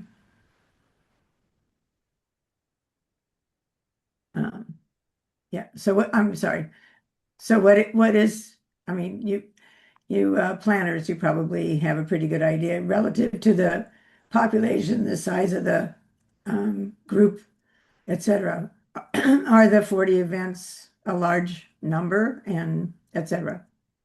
40 seems like a lot to me, I would say. Mm-hmm. Yeah, I think 40 events is a lot, hundreds of people, that's a diligent effort for sure. And I think toolkit, like event toolkits, are something I've heard about with like we've had mixed success with it, I would say, in Eugene, but it's certainly not like a run-of-the-mill everyone does it tool, but is something in the not to say in the toolbox because it's a toolkit itself, but I think it's a great tool if people make use of it and you've got like the network of people who are interested and willing to kind of take that on. And then given what you and Megan had said about outcomes, the fact that it's being incorporated into the comprehensive plan, that I thought of all of the things that we read, that was the one that actually had a direct outcome thing. So I'm kind of surprised that the two of you are saying run of the mill. I'm just kind of curious. I love the fact that all of us have very different scores on these things. It's kind of hard, but I learned from everybody else when we do these. Definitely. And, reading through these once, I catch different things. If I read through them again, I'd probably catch different things. So it's really helpful to hear from folks. I appreciate the flag on the outcomes piece because that is important, Fran. Mm-hmm. I was mentioning that this reminded me of a Deschutes County application, and we got it in 2023, and I was just comparing the two because I remember them using toolkits and seeing pictures of them like out in like supermarket parking lots and stuff. And I think, comparing it to the West Lynn, they have different opportunities in Deschutes County for tribal engagement and stuff like that. I think one thing that this maybe lacked was any form of compensation, and we're seeing a lot more compensation in some of our project work, recognizing the value of people's time and helping them, giving them a reason to engage and commit that kind of time and thought to the process. Thanks for flagging that. Any final comments on the West Lynn application?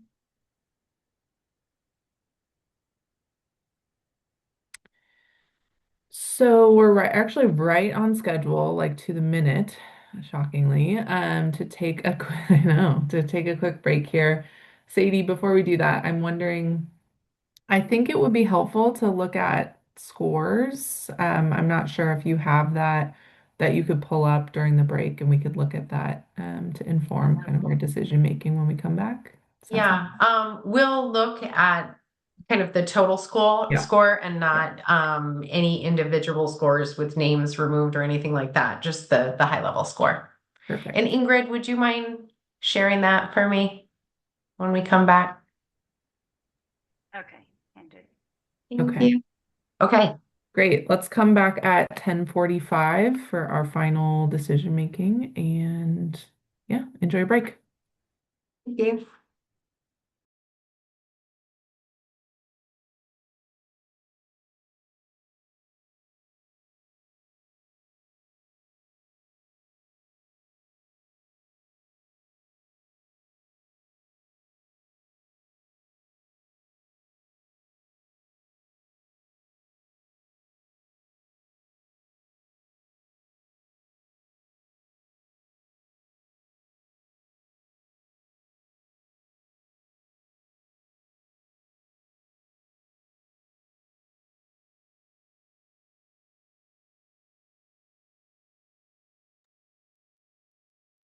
Ingrid, it's raining.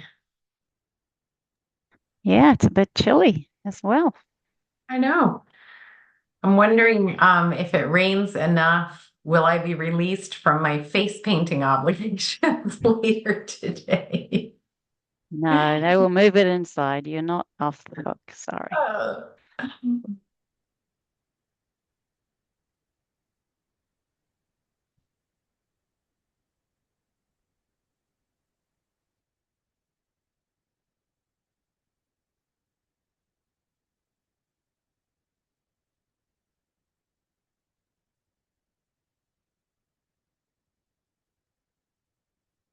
Rhiannon, welcome, and thank you for joining us.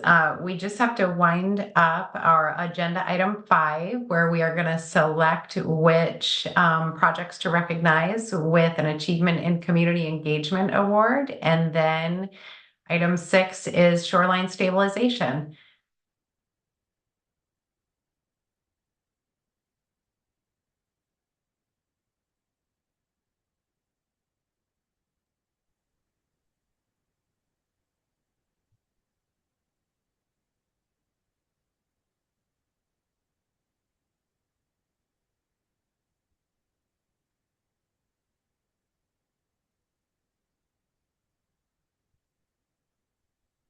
I will preview for the group while we wait for our chair to return. For those of you that are new to the group, now comes the difficult choice of figuring out a few things. So we can give just one Achievement in Community Engagement Award. In recent years, we have not been able to do that. We have offered more than one Community Engagement Award. But we typically have kind of a reason or a differentiation for, why we are recognizing 2 projects. Are they 2 that are just so similar that we feel we can't differentiate between, one being better than the other? Or sometimes we have done a small jurisdiction, like a very small city versus a larger city.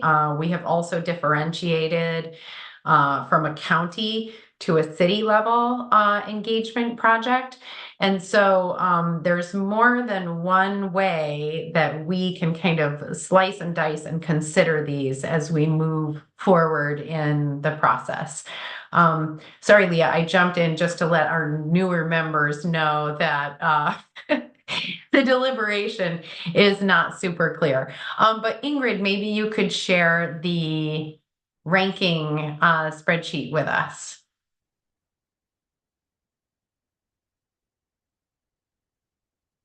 So these are your rolled up total scores. And the Clackamas County project for developing the framework for engagement and decision making with underserved populations was the highest scoring project. And that was followed by the Go Beaverton TSP update. But we did have some conversation that I think kind of informed people's perspectives on the different evaluations. So this is not set in stone. This is just to let you know where things landed with your evaluations as they came in. And then we can have a conversation about how we would like to recognize projects with a 2026 ACE Award.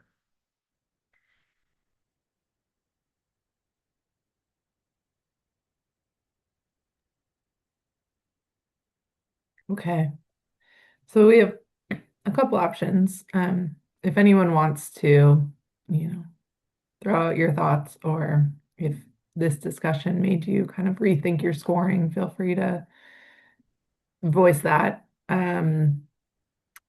There's one option is to go, follow the scoring here and award a single award to Clackamas County. Another option would be to identify, two, as Sadie said, very different projects. In the past, we've done like for different size jurisdictions. Here, I could see us doing like one for a local government and one for a community-led community organization. That second option, because most of the other projects rank so similarly, there's not like one that stands out to me as obvious for that type of like different second acknowledgement. But I would love to hear what other folks think. Fran, go ahead. Yeah, I just have one question. Is there anybody that might have changed their score given what they heard today also?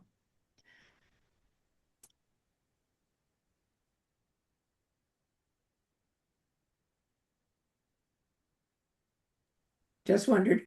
Yeah, no, thanks for asking it directly. I could share a little bit. Sorry, I'm a little bit late to unmuting, but I scored Bend higher, and I'm surprised it wasn't ranked higher here, but I think everyone's feedback helped me understand more how you all scored. So thanks for that. And I'm willing to lower Bend in my rankings if it fits the group better. Thanks, Maria.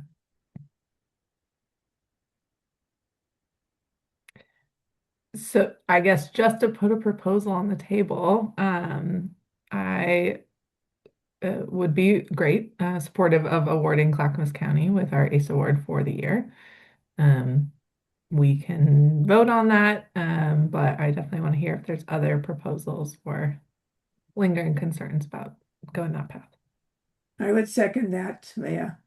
Okay. And then we can have discussion. Well, Robert Rules of Order, I appreciate that, Fran. I will note for the group, especially the newer members, what we did last year, and I would be happy to follow suit and do it again this year, or you could let me know which projects to include and not to include. We have highlighted all of our applications through our LinkedIn channel on social media and done like when we select a project to recognize, we do like a write-up in collaboration with the city and get some images and stuff and post that on our website. We have a page just for ACE Awards. But then each of the projects is recognized through our LinkedIn as an application and an example for other communities to potentially follow. And we link to the the project stuff, so that people know where to find out more information. So all of these projects, we will intend to recognize the effort and kind of celebrate the work that was done. But in, whatever the wishes of this group are, we will recognize certain projects with the award itself. But we will recognize all of the applicants for their efforts. Yeah, thank you for mentioning that, Sadie. And I think that's a great practice to keep doing, to continue to acknowledge all of these projects and share about them, because I think they're all great examples. And to go as far as to apply for a ACE award means you are pretty proud of the engagement that you've done and feel good about it. And I think we should definitely acknowledge those because it's not easy work. Sarah, go ahead. Thank you. I support this motion to award just the one award. I think that given the scores, they're far and away, there's some definite consensus there. Side note, not an amendment, but I would love to see staff clearly communicate that, we did talk about other projects reapplying in the future potentially, and just making that clear that that is an option to them. And as Sadie already said, just continuing to recognize them as really great projects, but moving forward with the one award. Yeah. Thanks, Sarah. I support that request. Okay, let's do just a show of hands with no other kind of proposals on the table. If everyone wants to raise your Zoom hand, if you're supportive of awarding the ACE Award for 2026 to Clackamas County.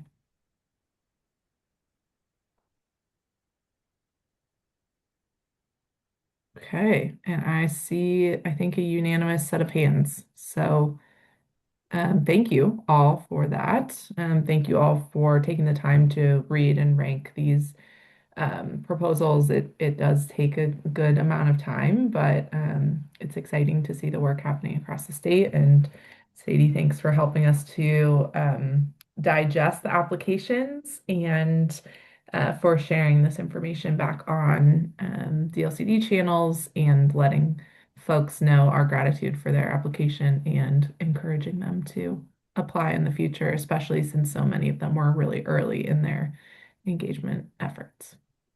Yeah, and I'm going to make a note for myself and our social media coordinator to let you all know when we post about these on LinkedIn, so you can go and engage with our post.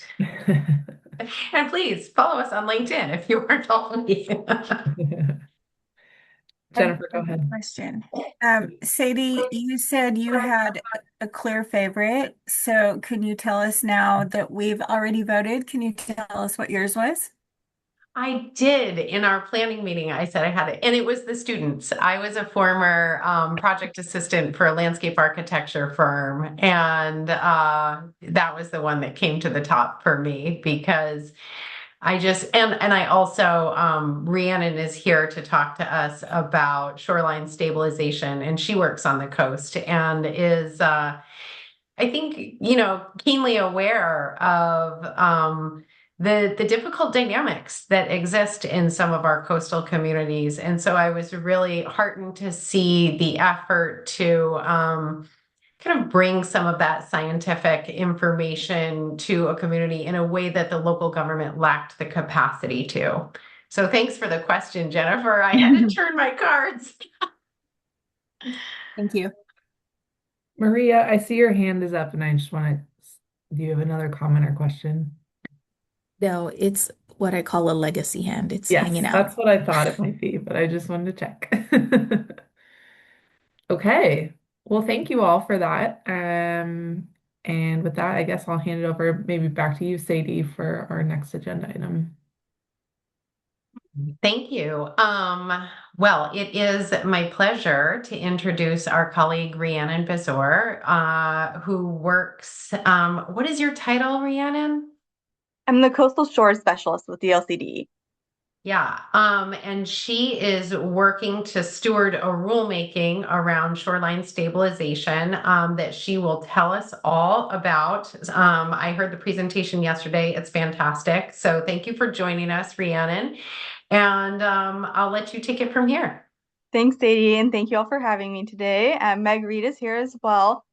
We are co-stewarding this initiation for the rulemaking. And so I will go ahead and share my screen now. Hopefully this will go smoothly. We shall see.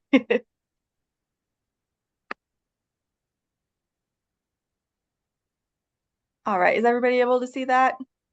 Okay, great. So as Sadie said, we are going to be initiating a rulemaking that is focused on coastal shoreline stabilization. And we are going before LCDC in June, at the June meeting at the end of June. So we just presented to the policy team yesterday, and this is our second presentation of this, as Sadie said. So we're making the rounds, and we will go through this. And if you have any questions as I move through the slides, please just hop in and ask as they come up. And you'll notice we do have some pictures throughout these slides. I did try to add a combination of both structural and non-structural shoreline stabilization solutions, which will make more sense as we move through the slides. So you'll kind of get a glimpse of what the differences are and kind of the different impacts that they can have on our coastal environment. So you can see my cat in the background, apologies. So this rulemaking came out of the 2025 legislative session from Senate Bill 504. And we are directed to initiate the rulemaking and have the rules adopted by January 1st, 2028. These rules are going to be related to Goal 16, Goal 17, and Goal 18. And I have a handy little slide coming up to highlight the where each of those goals kind of references. And the purpose of the bill is for us to define what constitutes a non-structural nature-based shoreline stabilization solution, as well as other type of shoreline stabilizations, and then to require that non-structural nature-based solutions and land use management practices, such as hazard avoidance or moving the home away from the edge of the cliff and therefore out of harm's way, are prioritized over structural methods. And you will notice that non-structural nature-based solutions is quite a mouthful. And as I said yesterday to our last group, Meg and I worked to try and change from what it was that was much worse to this new non-structural nature-based solution. So baby steps, but it is a mouthful. I apologize that I have to keep saying it to you.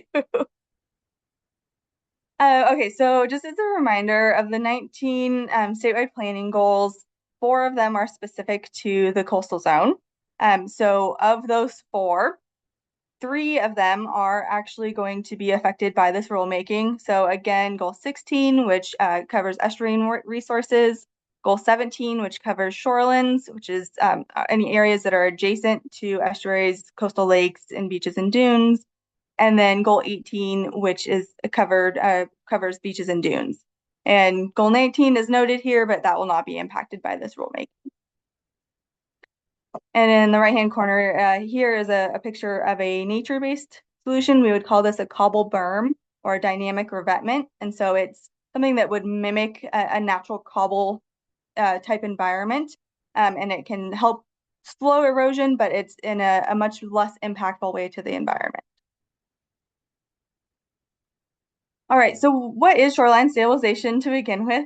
The purpose of any shoreline stabilization solution or structure is to reduce erosion, reduce wave attack, and reduce flooding, and limit them as much as possible. You can have structural solutions, which are meant to remain in a static position. They are not meant to move or deform over time or degrade.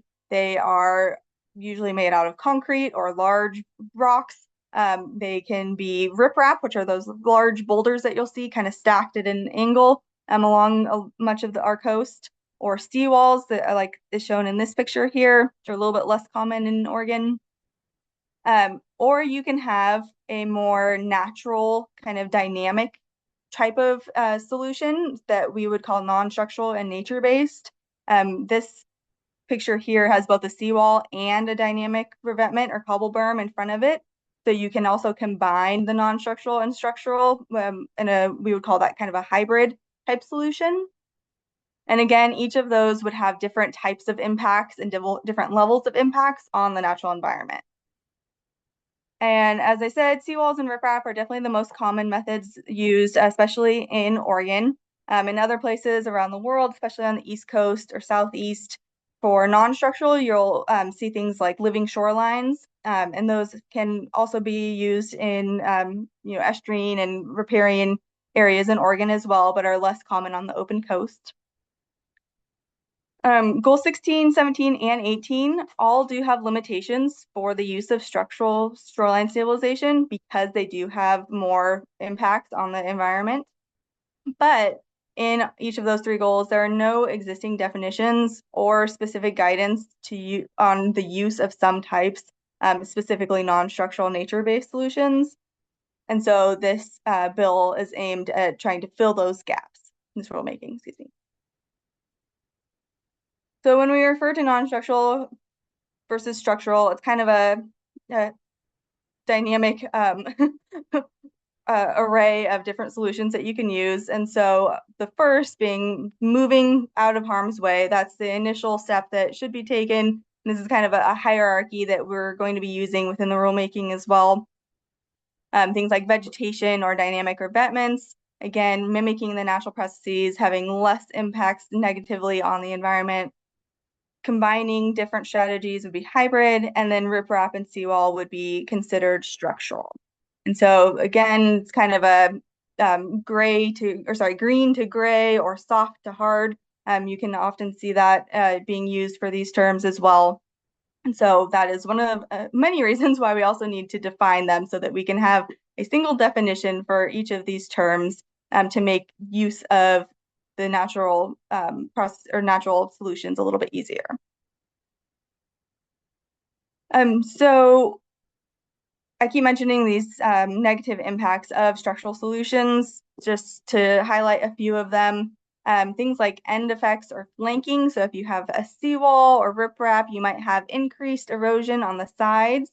So that might impact adjacent properties.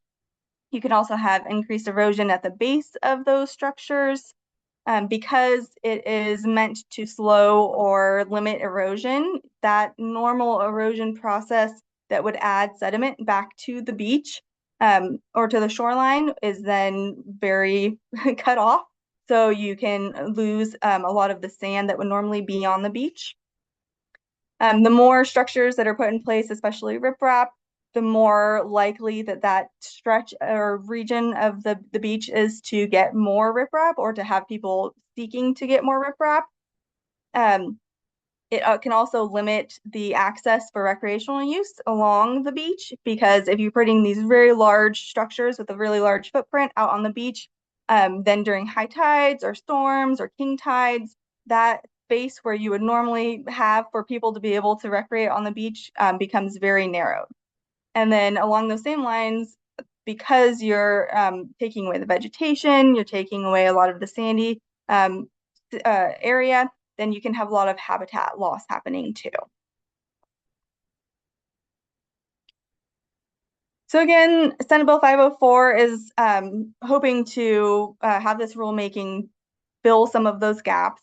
And the 4 main components of the rulemaking are to define non-structural nature-based solutions, to guide the use of these solutions to minimize impacts from flooding and erosion, to require that the use of the non-structural nature-based solutions still conform with all of the statewide planning goals.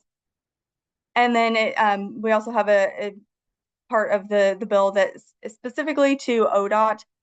They have, in the past few years, been given the opportunity to apply for a Goal 18 exception for public-facing roads, so that they would then be able to seek permits for structural solutions for certain areas that are very high risk or very high hazard areas of those, such as Highway 101 in certain areas. And so this rulemaking would not take away that ability for ODOT to seek a Goal 18 exception.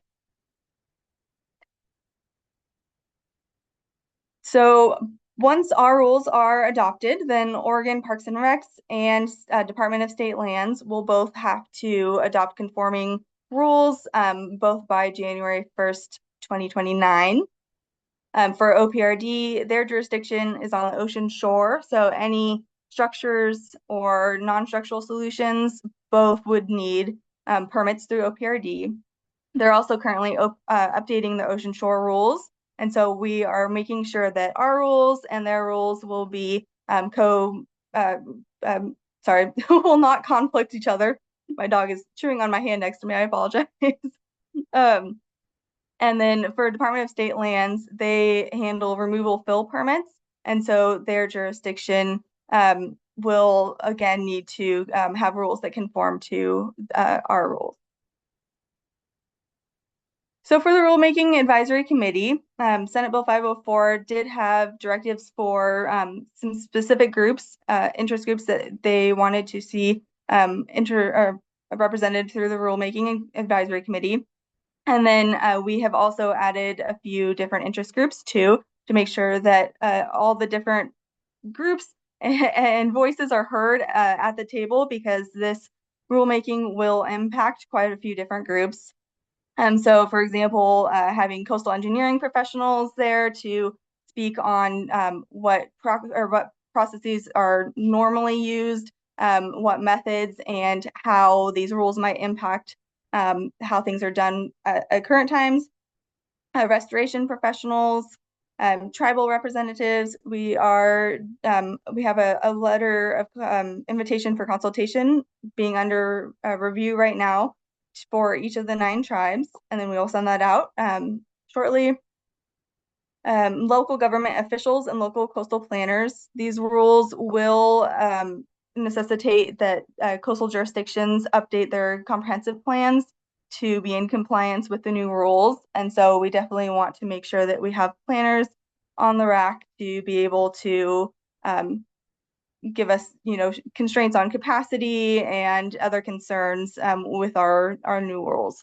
And then, of course, state agencies who have jurisdiction or interest in these non-structural and structural solutions and jurisdiction that would give them enforcement and permitting authority. And then, of course, coastal landowners, both oceanfront and non-oceanfront landowners, because they often have varying perspectives on structural versus non-structural shoreline stabilization methods. And then we are working very closely with OSU and Dogami researchers as well. So for the rulemaking charge, some of this again was directed from Senate Bill 504, and then we have expanded slightly upon the original charge. So in addition to defining non-structural nature-based solutions, we will also be defining structural, hybrid, and land use management measures.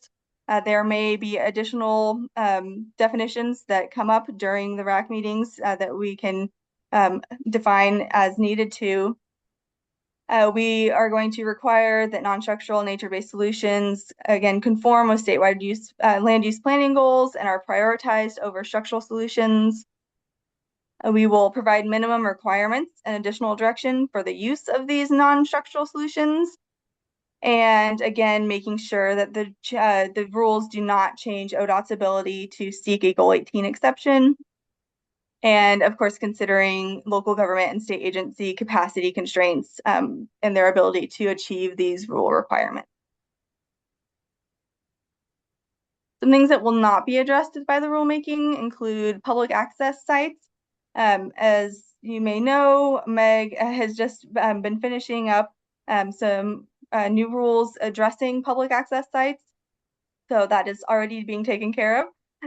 It will also not address outfalls or similar minor alterations to coastal shorelands and waters. And we are not going to require anything that would necessitate an amendment to Goal 16, 17, or 18.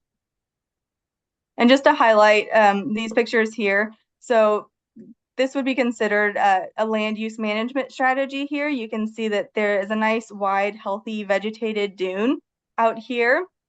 And all of the homes are set back a safe distance from the front of those dunes and from where waves would possibly attack and cause erosion. And so that would be something like a ocean setback line or construction line. So that would be a land use strategy. That would be kind of the first thing that we would like to see. And then something like this would be riprap. And you can see that this is kind of an islanding effect here. You have increased erosion on either side. These are, jutting out onto the beach, onto where people would want to recreate along here. And these homes may or may not be Goal 18 eligible, which would limit their options for shoreline stabilization. So you can really see like a stark contrast between these different management strategies. As far as our timeline, again, we're going before LCDC in June to initiate this rulemaking. Shortly after that, we will be sending out recruitment letters for the RAC. Excuse me. And our RAC meetings will begin in August. We'll be holding 4 or 5, we'll see as necessary, of these meetings. And then we will be going, have a public town hall Q&A either March or April of next year. We'll be going to Newport for a geographic hearing and back in front of LCDC in April of next year. And then hoping to have the rules adopted by LCDC next June, with the rules becoming effective in August 2027. So with that, I will take any questions that anyone has. Fran? Have you contacted the U.S. Army Corps of Engineers, since they have their mission is flood and coastal storm risk management?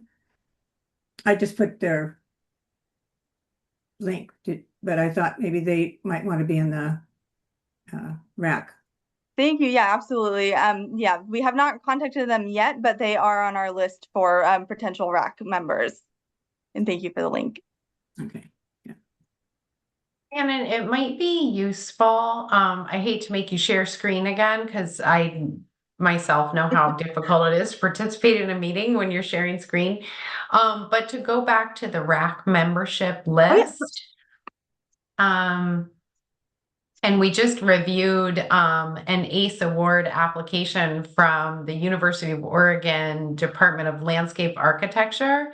Okay. And they have had their students involved in some community outreach. And I thought, oh, wow, I'm going to reach out to this professor and let him know about when the RAC applications go out, and maybe you could get some student interest, because it would be interesting to have both that youth perspective and from somebody who is studying landscape architecture. Yeah, that would be great. Thank you. That would be an excellent contact. And we have been working not directly on this, but on nature-based solutions in general with a professor from OSU, Megan Wengrove, and a number of her students too. And we just recently held a workshop on nature-based solutions. And so, yeah, I love the idea of getting more students involved, because they are doing research currently on these types of issues. Great learning opportunity all around, I think. Yeah. I'll just add that I gave a presentation to that class before they did their started their project work and stuff, Sadie. And they've been inviting me to all their things as they go, but they're always like on the weekend, or they give me the 3 days notice beforehand. So I haven't been able to go to any of their outreach events in Rockaway, but it's been exciting to see their work. So thank you. I think that's a great idea, Sadie. Yeah, that's great.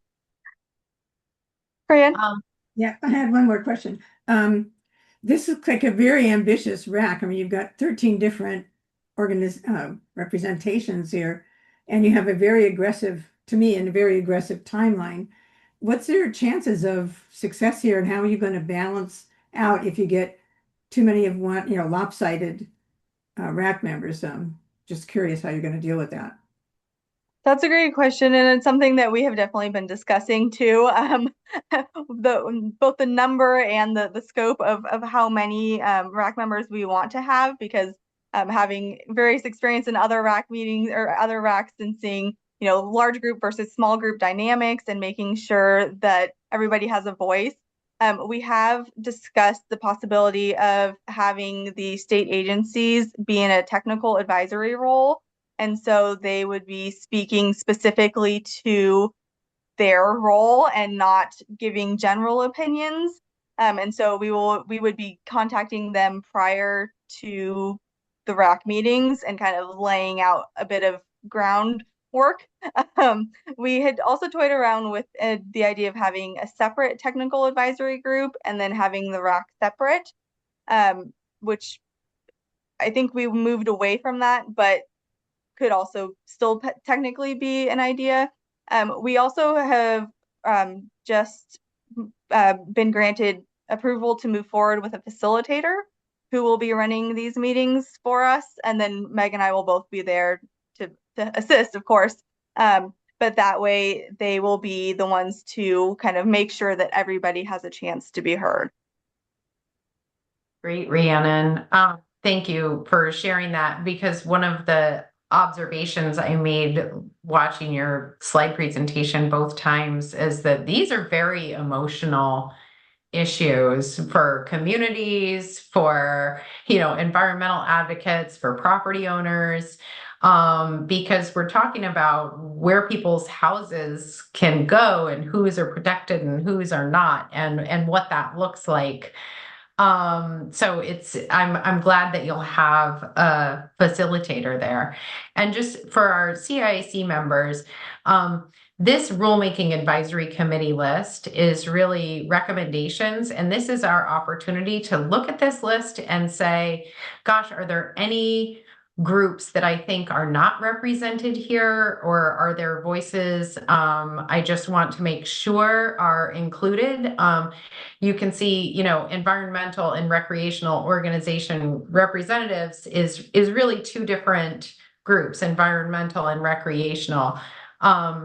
So if there was a group you felt strongly about, or if there was a group that you thought was missing from this list, this is our opportunity to make recommendations, and that would change the way we recruited for the RAC and what goes into the RAC application when we push that out with a survey for different applications.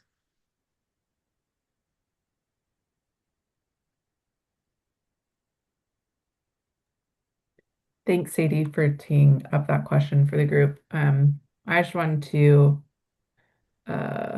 reinforce maybe what you said, Rhiannon, about state agencies not being RAC members, but being technical advisors. I think that's a really smart decision, because it really changes the dynamic when you have like the state experts who know all like the little detail and nuance sitting at kind of similarly at the table with other community and advocacy based organizations. So I support that. This is a little out of my depth in terms of knowing who the players are in coastal management planning. So I think this seems like a comprehensive list personally, and you know, share Fran's thoughts about prioritization and how you actually get all of these voices at the table. One thing I noticed in the community engagement plan that you all shared was that this is, you know, based on several years of engagement that has taken place previously. So I think any opportunity to bring forward folks who engaged deeply in the past and having that feedback loop is a great path. So going back to tap some of those same folks who've been involved, you know, 6 or 7 years ago now, it seems, I think would be great. Thank you. Yeah, and that's a really great point. And a lot of those key players who were parts of those conversations before are still very heavily involved. And so I think there's been a lot of continuation, which will be really helpful, because since then, like internally and externally, a lot of these conversations and ideas have been continuing on. So this will be kind of a little bit of a culmination of that, which I think is pretty exciting for us. Yeah. Jennifer mentioned North Coast Communities for Watershed Protection as one specific organization. That's great. Thank you. I could send you a list of their stuff. That'd be great. Thank you. I can put our emails in the chat too, just for ease, so everybody can. If you have any ideas after this meeting too, please feel free to send them our way. Meg and Rhiannon, one thing that we have seen with the More Oregon Homes rulemaking is the sort of the YouTube video recording education aspect of it. And not to put you on the spot, but is that anything that you're considering with this RAC in terms of helping people get up to speed? And for our CIC members that might not be familiar with this effort, our housing team is leading a RAC that the work has been directed by the legislature around more or less middle housing. It's a little more complicated than that. But one of the practices they have gotten into is recording a YouTube video prior to the RAC meeting to give people kind of the basic building blocks of information they will need in order to effectively participate in the RAC conversation. And I think it's proved quite effective in those circumstances. So I'm just curious if that's something that you're considering. Yeah, and we had talked to Ethan about that because it did sound like a really interesting idea. He brought it up in a separate meeting. And so I think for us, we had discussed possibly doing something similar at least for the first RAC meeting, possibly a goal 18 over 16, 17, and 18 overview, maybe an intro to land use planning in Oregon type of deal 101.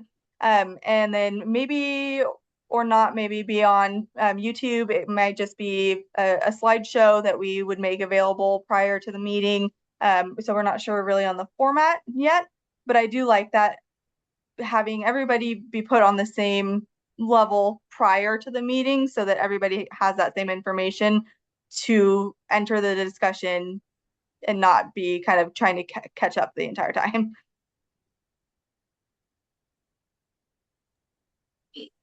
Super. Another thing that we've talked about, Sadie, is potentially doing some like field trips with the RAC, and that would be like optional in between the RAC meetings, just for those who can do that travel, so that they can actually see what these different types of shoreline stabilization structures and non-structures look like in real life. And so that would be another opportunity for some like learning outside of just the RAC meetings themselves. Yeah, I think you have taken me on a very similar tour with our Land Conservation Development Commission, and it's so helpful to really see those ocean dynamics sort of in effect and the way that they interact with the landscape. It is a powerful body of water. Mm-hmm. Yeah, it definitely helps to like put it into your mind if you're not looking at them all the time every day to really see what they look like. So yeah, hopefully we'll have the chance to do that. And I think we've also discussed, at least briefly too, the possibility of having the researcher from OSU, Megan Wengrove, and or her students maybe give a brief presentation or provide a slideshow similar to the initial one, with some background information more specific to their research and to different types of nature-based solutions. And they also have some one-pagers that we helped them develop. So those could potentially be good background information to share with the group too.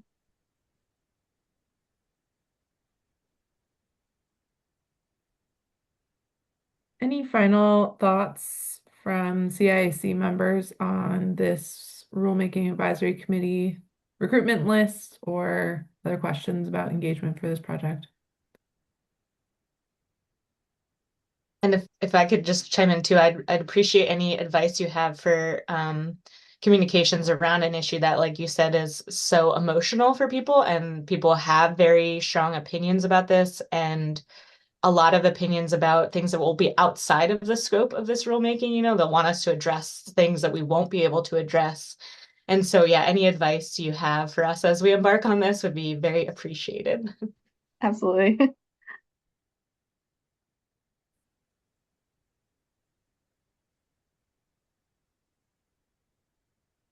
Wish I did.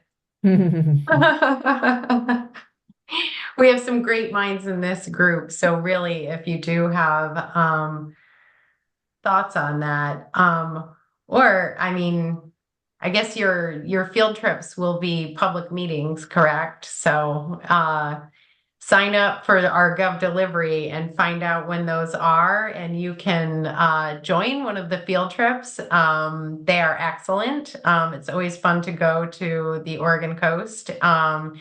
And just it really gives you an appreciation for,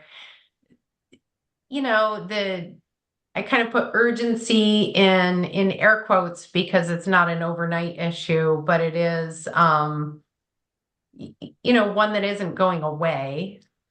And so it's both urgent and emotional, and people have strongly held positions in really opposing directions. Okay. Well, thank you, Rhiannon and Meg. This is super interesting, and best of luck as you get started on this. And thanks for dropping your contact information in the chat for CIAC members to follow up with you directly as they Of course. have ideas. Thank you all. Thank you. Thanks. Have a good one. And Sadie, I think the next agenda item is you as well.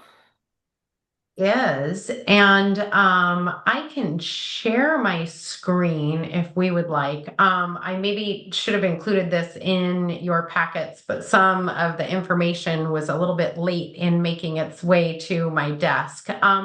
I just, rather than have presentation after presentation from different groups of subject matter experts, I just wanted to take a pass at just giving you an update with a little opportunity for conversation on the different rulemaking efforts and policy development efforts that we have going on at the agency. So I will just take it down the list. Would it be helpful if I shared my screen and you could kind of look at something and read along? Okay, let me do that. Let me make this a little bit bigger. Okay. So here we go. All right. And let me move this. Are you seeing the right screen? Does it start with agency updates? Yes. Okay, great. Okay, so we are just in the process. We closed the RAC application last night at 5 o'clock for our housing in unincorporated communities rulemaking that is coming up. This is something that is coming out of the State Housing Interagency Partnership Work Program. And thank you to those of you that responded to the email that we sent with a proposed RAC list. We did include those interests in the RAC. It says we've received 51 applications. It's a little bit out of date. We received 54. So they will get into the process of forming that RAC. And then standing up the RAC meetings, I think starting in June. And they have completed a communications and community engagement plan and a racial equity analysis. And we have 2 tribes that are interested in participating in the work, the Umatilla and the Grand Ronde. And so that is exciting to have that kind of engagement. And they're hoping for a 15-person RAC. We do have the opportunity for someone from this group to serve on that RAC. If there's anyone here that's interested, you can let me know now, or you can let me know after the meeting, and we can find you a seat on that. I think they expect there to be between 3 and 5 meetings, depending on how the conversation goes. But it is unincorporated communities are all urbanized areas that lack an urban growth boundary, but do have housing. And so this is a way of hopefully finding a path for housing development that is also supported by infrastructure in those areas. So that Katie, is coming. Yeah. Oh, I might be interested in participating in this, if you could send more information. You bet. I'm so happy to hear that, Megan. I'm going to write it down right now. And the rulemaking is being led by some people whose company I very much enjoy here at the agency. So I think the more you get to know them, the better. So Megan, Chuck, Brad, cool. Coastal Public Access, our rulemaking effort there, which is being led by Meg Reed, who is just here presenting on the shoreline stabilization issue, is winding up and coming up in front of our commission in June. The rule is complete and I believe has been filed with the Secretary of State as of, must be the 1st of this month. So hopefully no changes still to be made. This is the housing rulemaking that I was referring to earlier. So this RAC is well underway. This is a 2-phase rulemaking. So the second phase of this will have a different, maybe similar RAC, maybe completely different RAC. We're not entirely sure yet. We're coordinating with both our partners internally and the governor's office on that. And you can see this is a fairly long description, but it does talk about the recordings, pre-recorded presentations to prepare the RAC members for meeting discussions. And the recordings and summaries of the RAC meetings are available on our rulemaking page.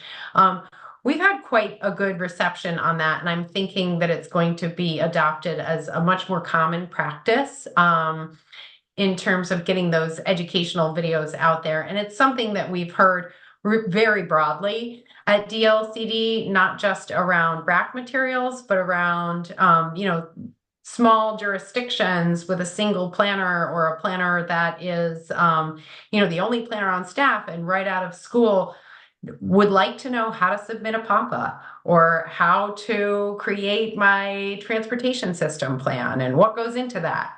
So we're looking at ways of educating and informing the public using our YouTube channel more broadly. And so the rulemaking, let me pause for any questions on more or public access.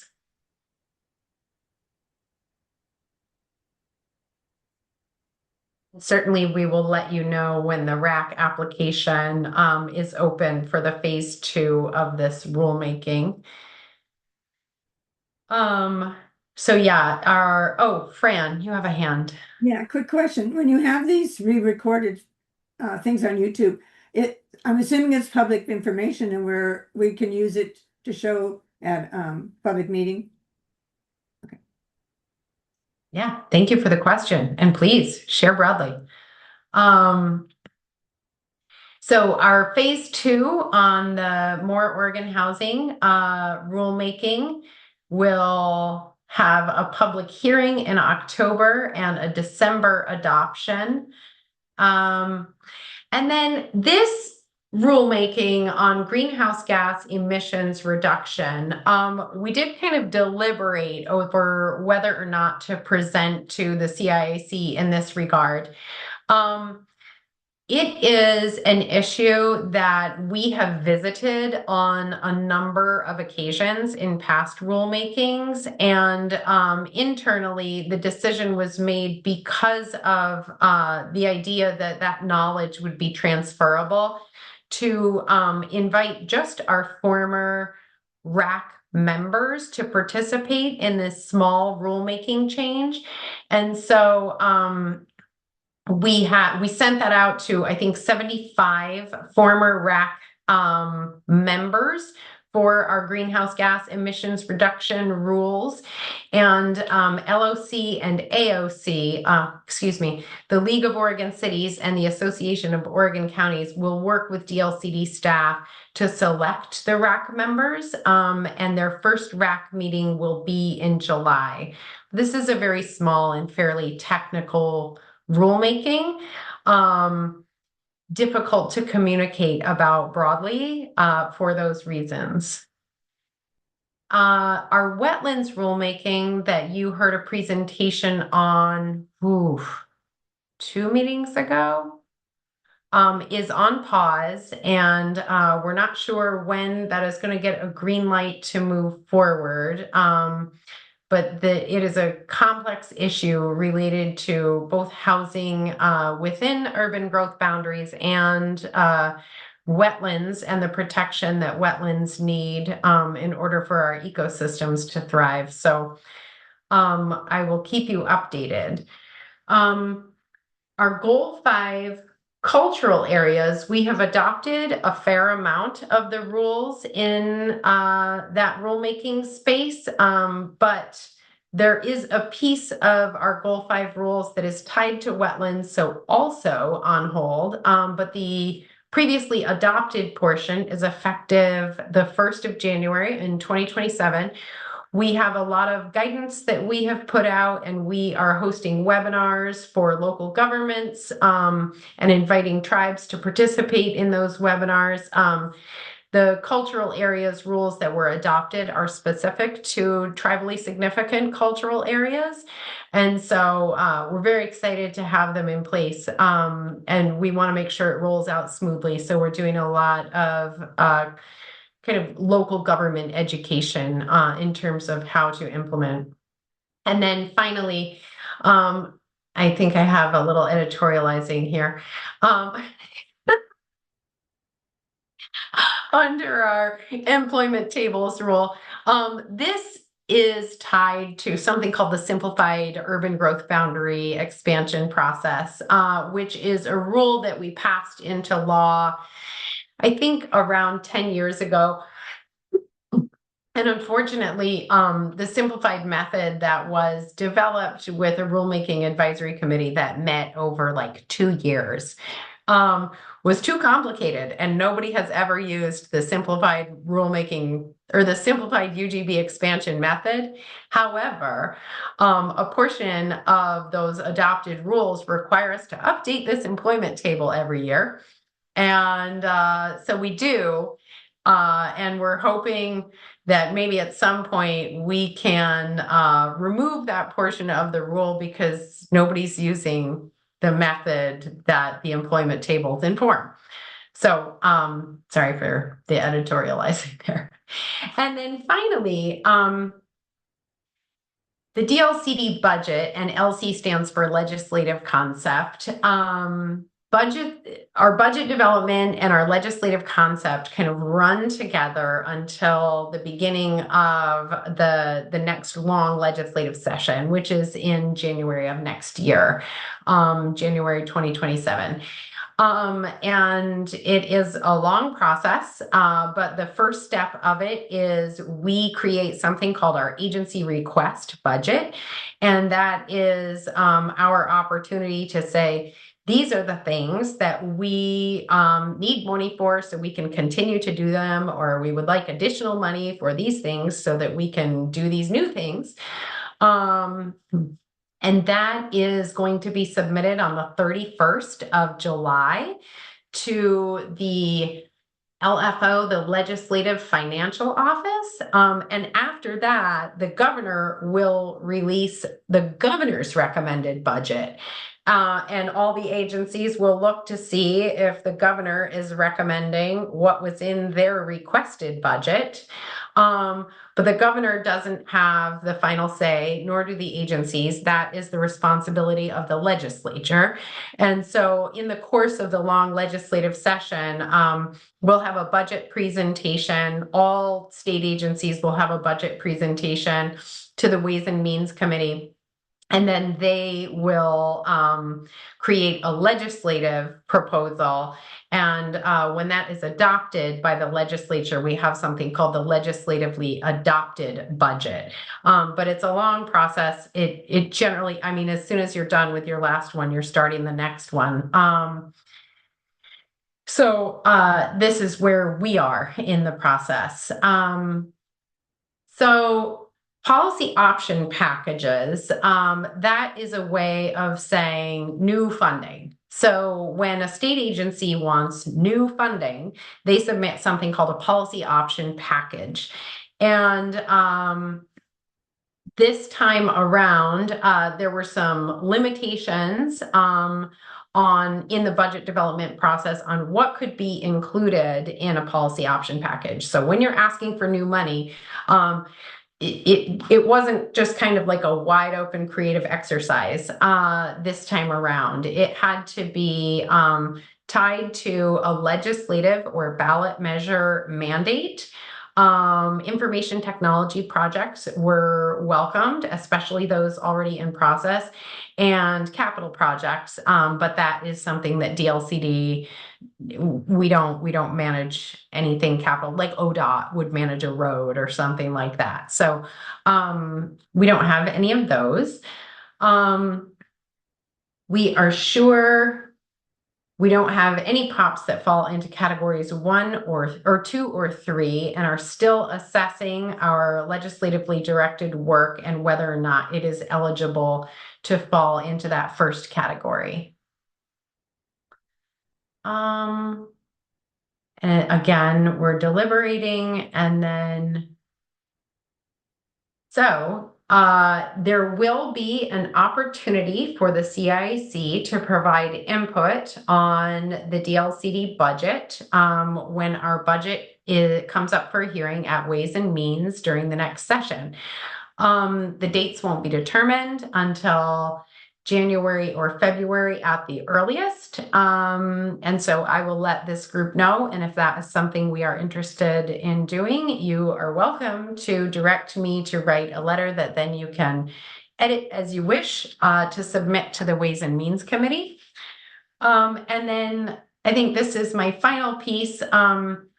Legislative days will take place in June, I think 15, 16, and 17. And at the June legislative days, the Senate will hopefully, we anticipate the Senate will confirm commissioners to our commission. So we have 3 seats where the terms are complete, and we need to have a new commissioner assigned, and we anticipate that is what will be filled during June legislative days. And so that was my perhaps lengthy and maybe a bit rambling, but hopefully structured at least somewhat, agency share. So that is the updates, and I'm happy to field any questions about other things that might be coming up or things you've heard about the agency, or rulemaking questions you have, etc.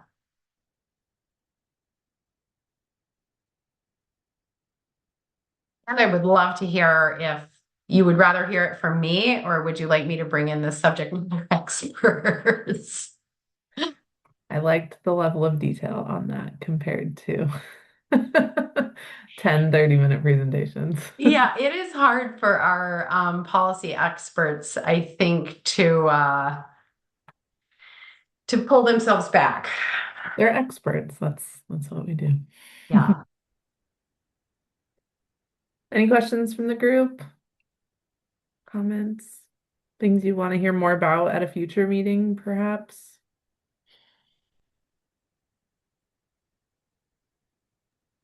You know me, it's all about committee engagement as far as future meetings.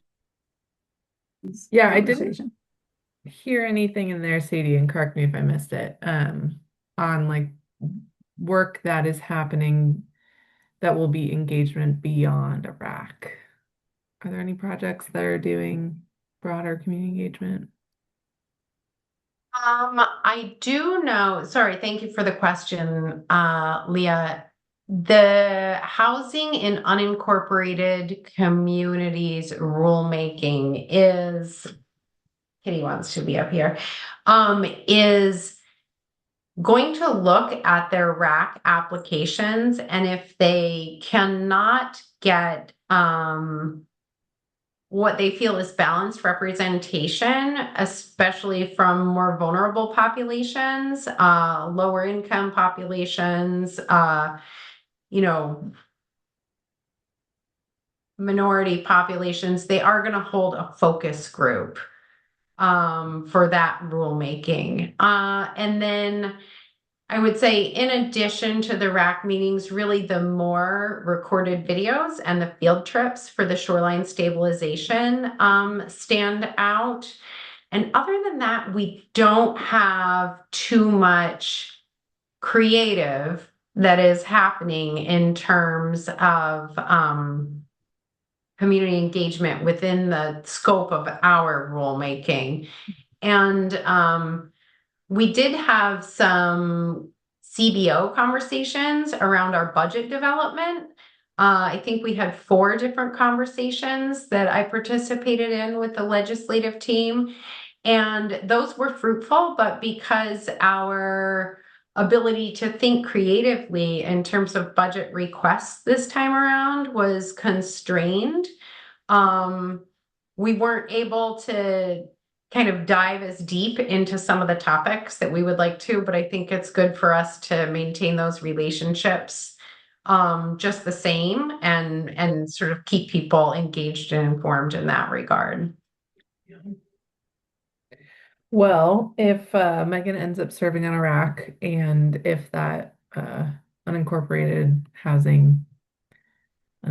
communities, housing in unincorporated communities, if they end up having some reflections on their ability to engage with underserved communities in a rulemaking setting and what they were able to do beyond that, I think that could be a great future agenda item.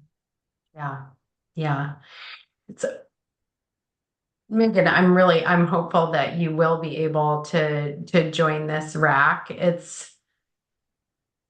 They're such difficult conversations to lead, to raise all the voices at the table, the folks that you have intentionally invited for their perspective. There's a lot of people that are paid to be there. There are contract lobbyists on our rulemaking advisory bodies, and it's sometimes hard to feel like you are getting the balance that you sought at the outcome. And so, any observations on that and how we might improve our work in that regard are always welcome. Time check us. We've got 10 minutes left, Sadie. And I think you were going to talk a little bit about our upcoming work plan items. Well, I have work and other committee action. And I will just foreshadow for this group that we will have a recruitment later in the year, and I'm hoping that we can start that in September, which I think is your next meeting. We have some of you are recently joined, and so you have not long ago completed a CIAC application. If you have thoughts on how we might improve the application, or things you wish you'd had the opportunity to say in the space of application, but it didn't really ask the right questions, please let me know, because we can always improve that application. But we will have Leah Yu and Zechariah, and I believe Jimmy Jones is vacating his seat. So we'll have 3 spots to fill. And I'm just to let this group know, our seasoned veterans can also chime in. It's a fair amount of work when we have an open seat to fill, much less 3. So we will do our best to support you in that. But at our September meeting, we'll take a quick look at that application and see if there's anything that we need to do to improve it. We have our CCI thing, but I would love, in our remaining 9 minutes, if folks at the table here who have joined us just wanted to share anything about what has been going on in their world related to community engagement, or reflections on the meeting, etc.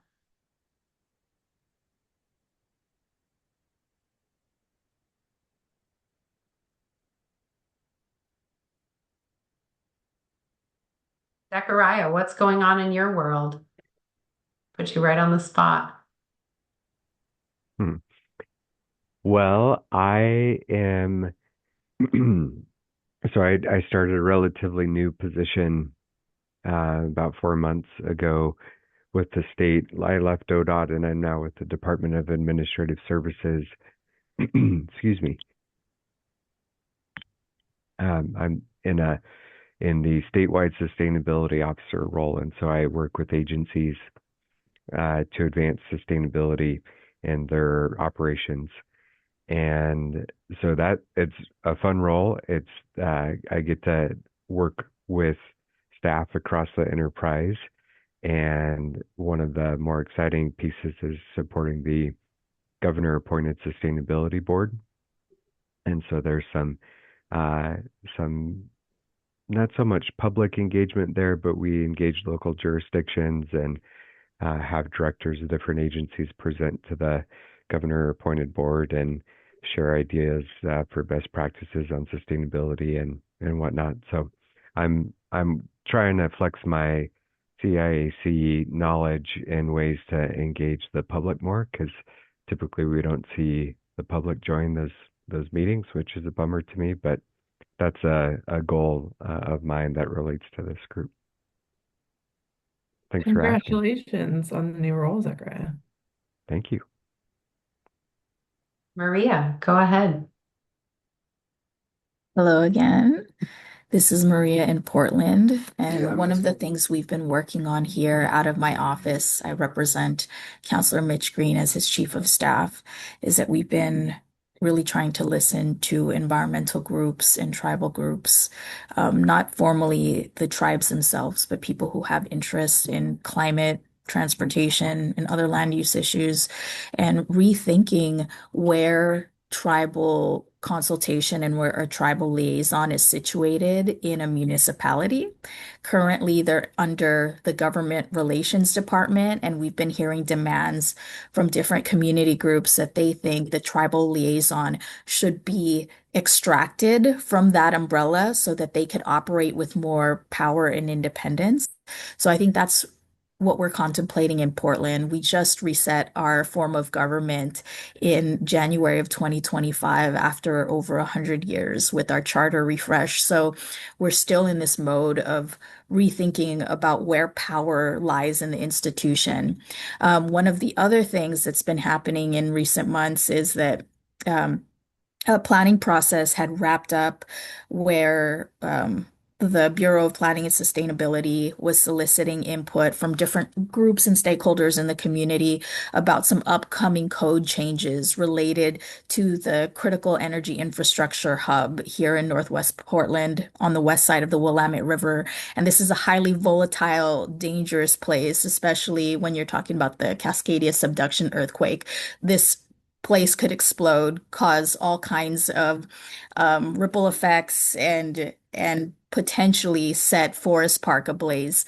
And in this process of engagement, tribal groups were not engaged. They were sent letters, but because there was a vacancy in the tribal liaison position in government relations, that process wrapped without that formal consultation. And now communities are demanding that we go back and make sure that that phase is redone. And so there's a little bit of tension right now of like, do you reopen a process if tribal consultation was missed due to a vacancy in a position for engaging? And I know there's formalities around tribal consultation. If you don't have a formal liaison in place, that work doesn't happen. Planners don't engage directly with tribal government. So I think there's a lot of tension and conflict around that. And when is it appropriate to go back and redo something, or do you keep moving forward because you have a council date in the fall to race towards to get your code changes approved? So I think this is something that's really important to me, and I'm happy to be in the middle of it as an advocate for those who feel like this is something that we cannot skip. But now I'm using the power of my council office to advocate for a way to go back somehow and maybe support whatever resources is needed to do that so we don't skip that entirely. Thanks. Thanks for sharing, Maria. Tribal representatives, it's the same usual suspects, and their bandwidth is very limited. It's hard to get them, get those people to be able to participate. I value it very much, and it's really tough.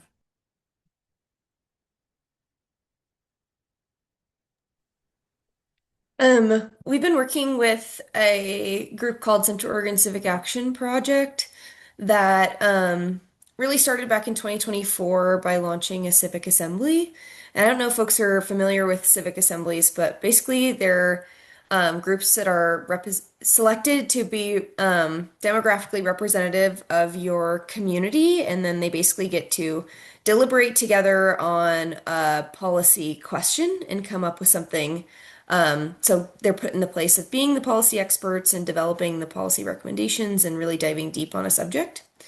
One was done here in Deschutes County on youth homelessness back in 2024, and the leader of that is looking to kind of build out more of a network dedicated to civic action in Central Oregon, like building the base infrastructure, organizational infrastructure, and like community champions who are equipped to facilitate and bring these things to their communities. So we've through my job at CYC, I get to support them, which has been really exciting. More so kind of on the back end of stuff through fiscal sponsorship, but also through our connections with local governments, being a council of governments in the region.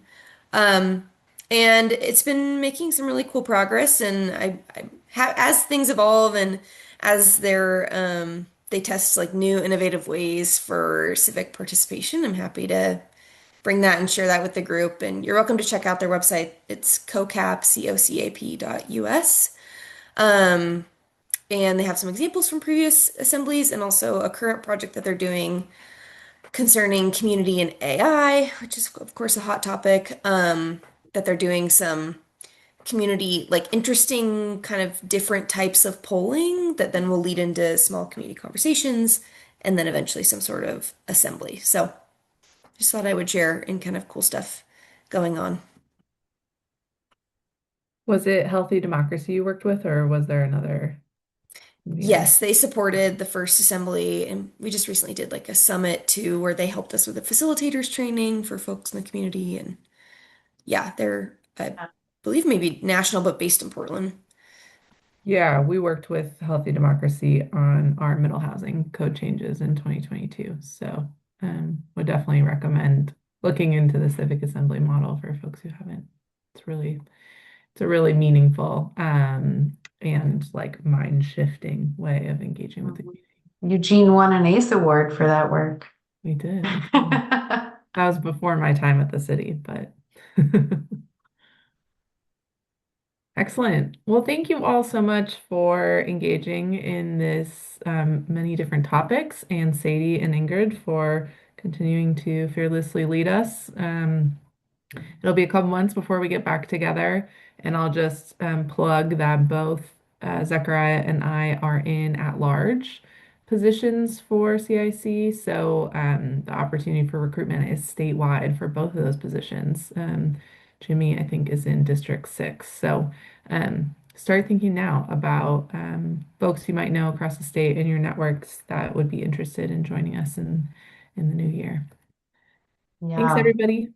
Yeah, thank you for the Thanks, great everyone. work you all do, and for giving us this time today. And we'll send out the meeting summary soon, but I guess I'll see you next time. Bye. Bye, Thanks, everybody. everybody. Have a good weekend.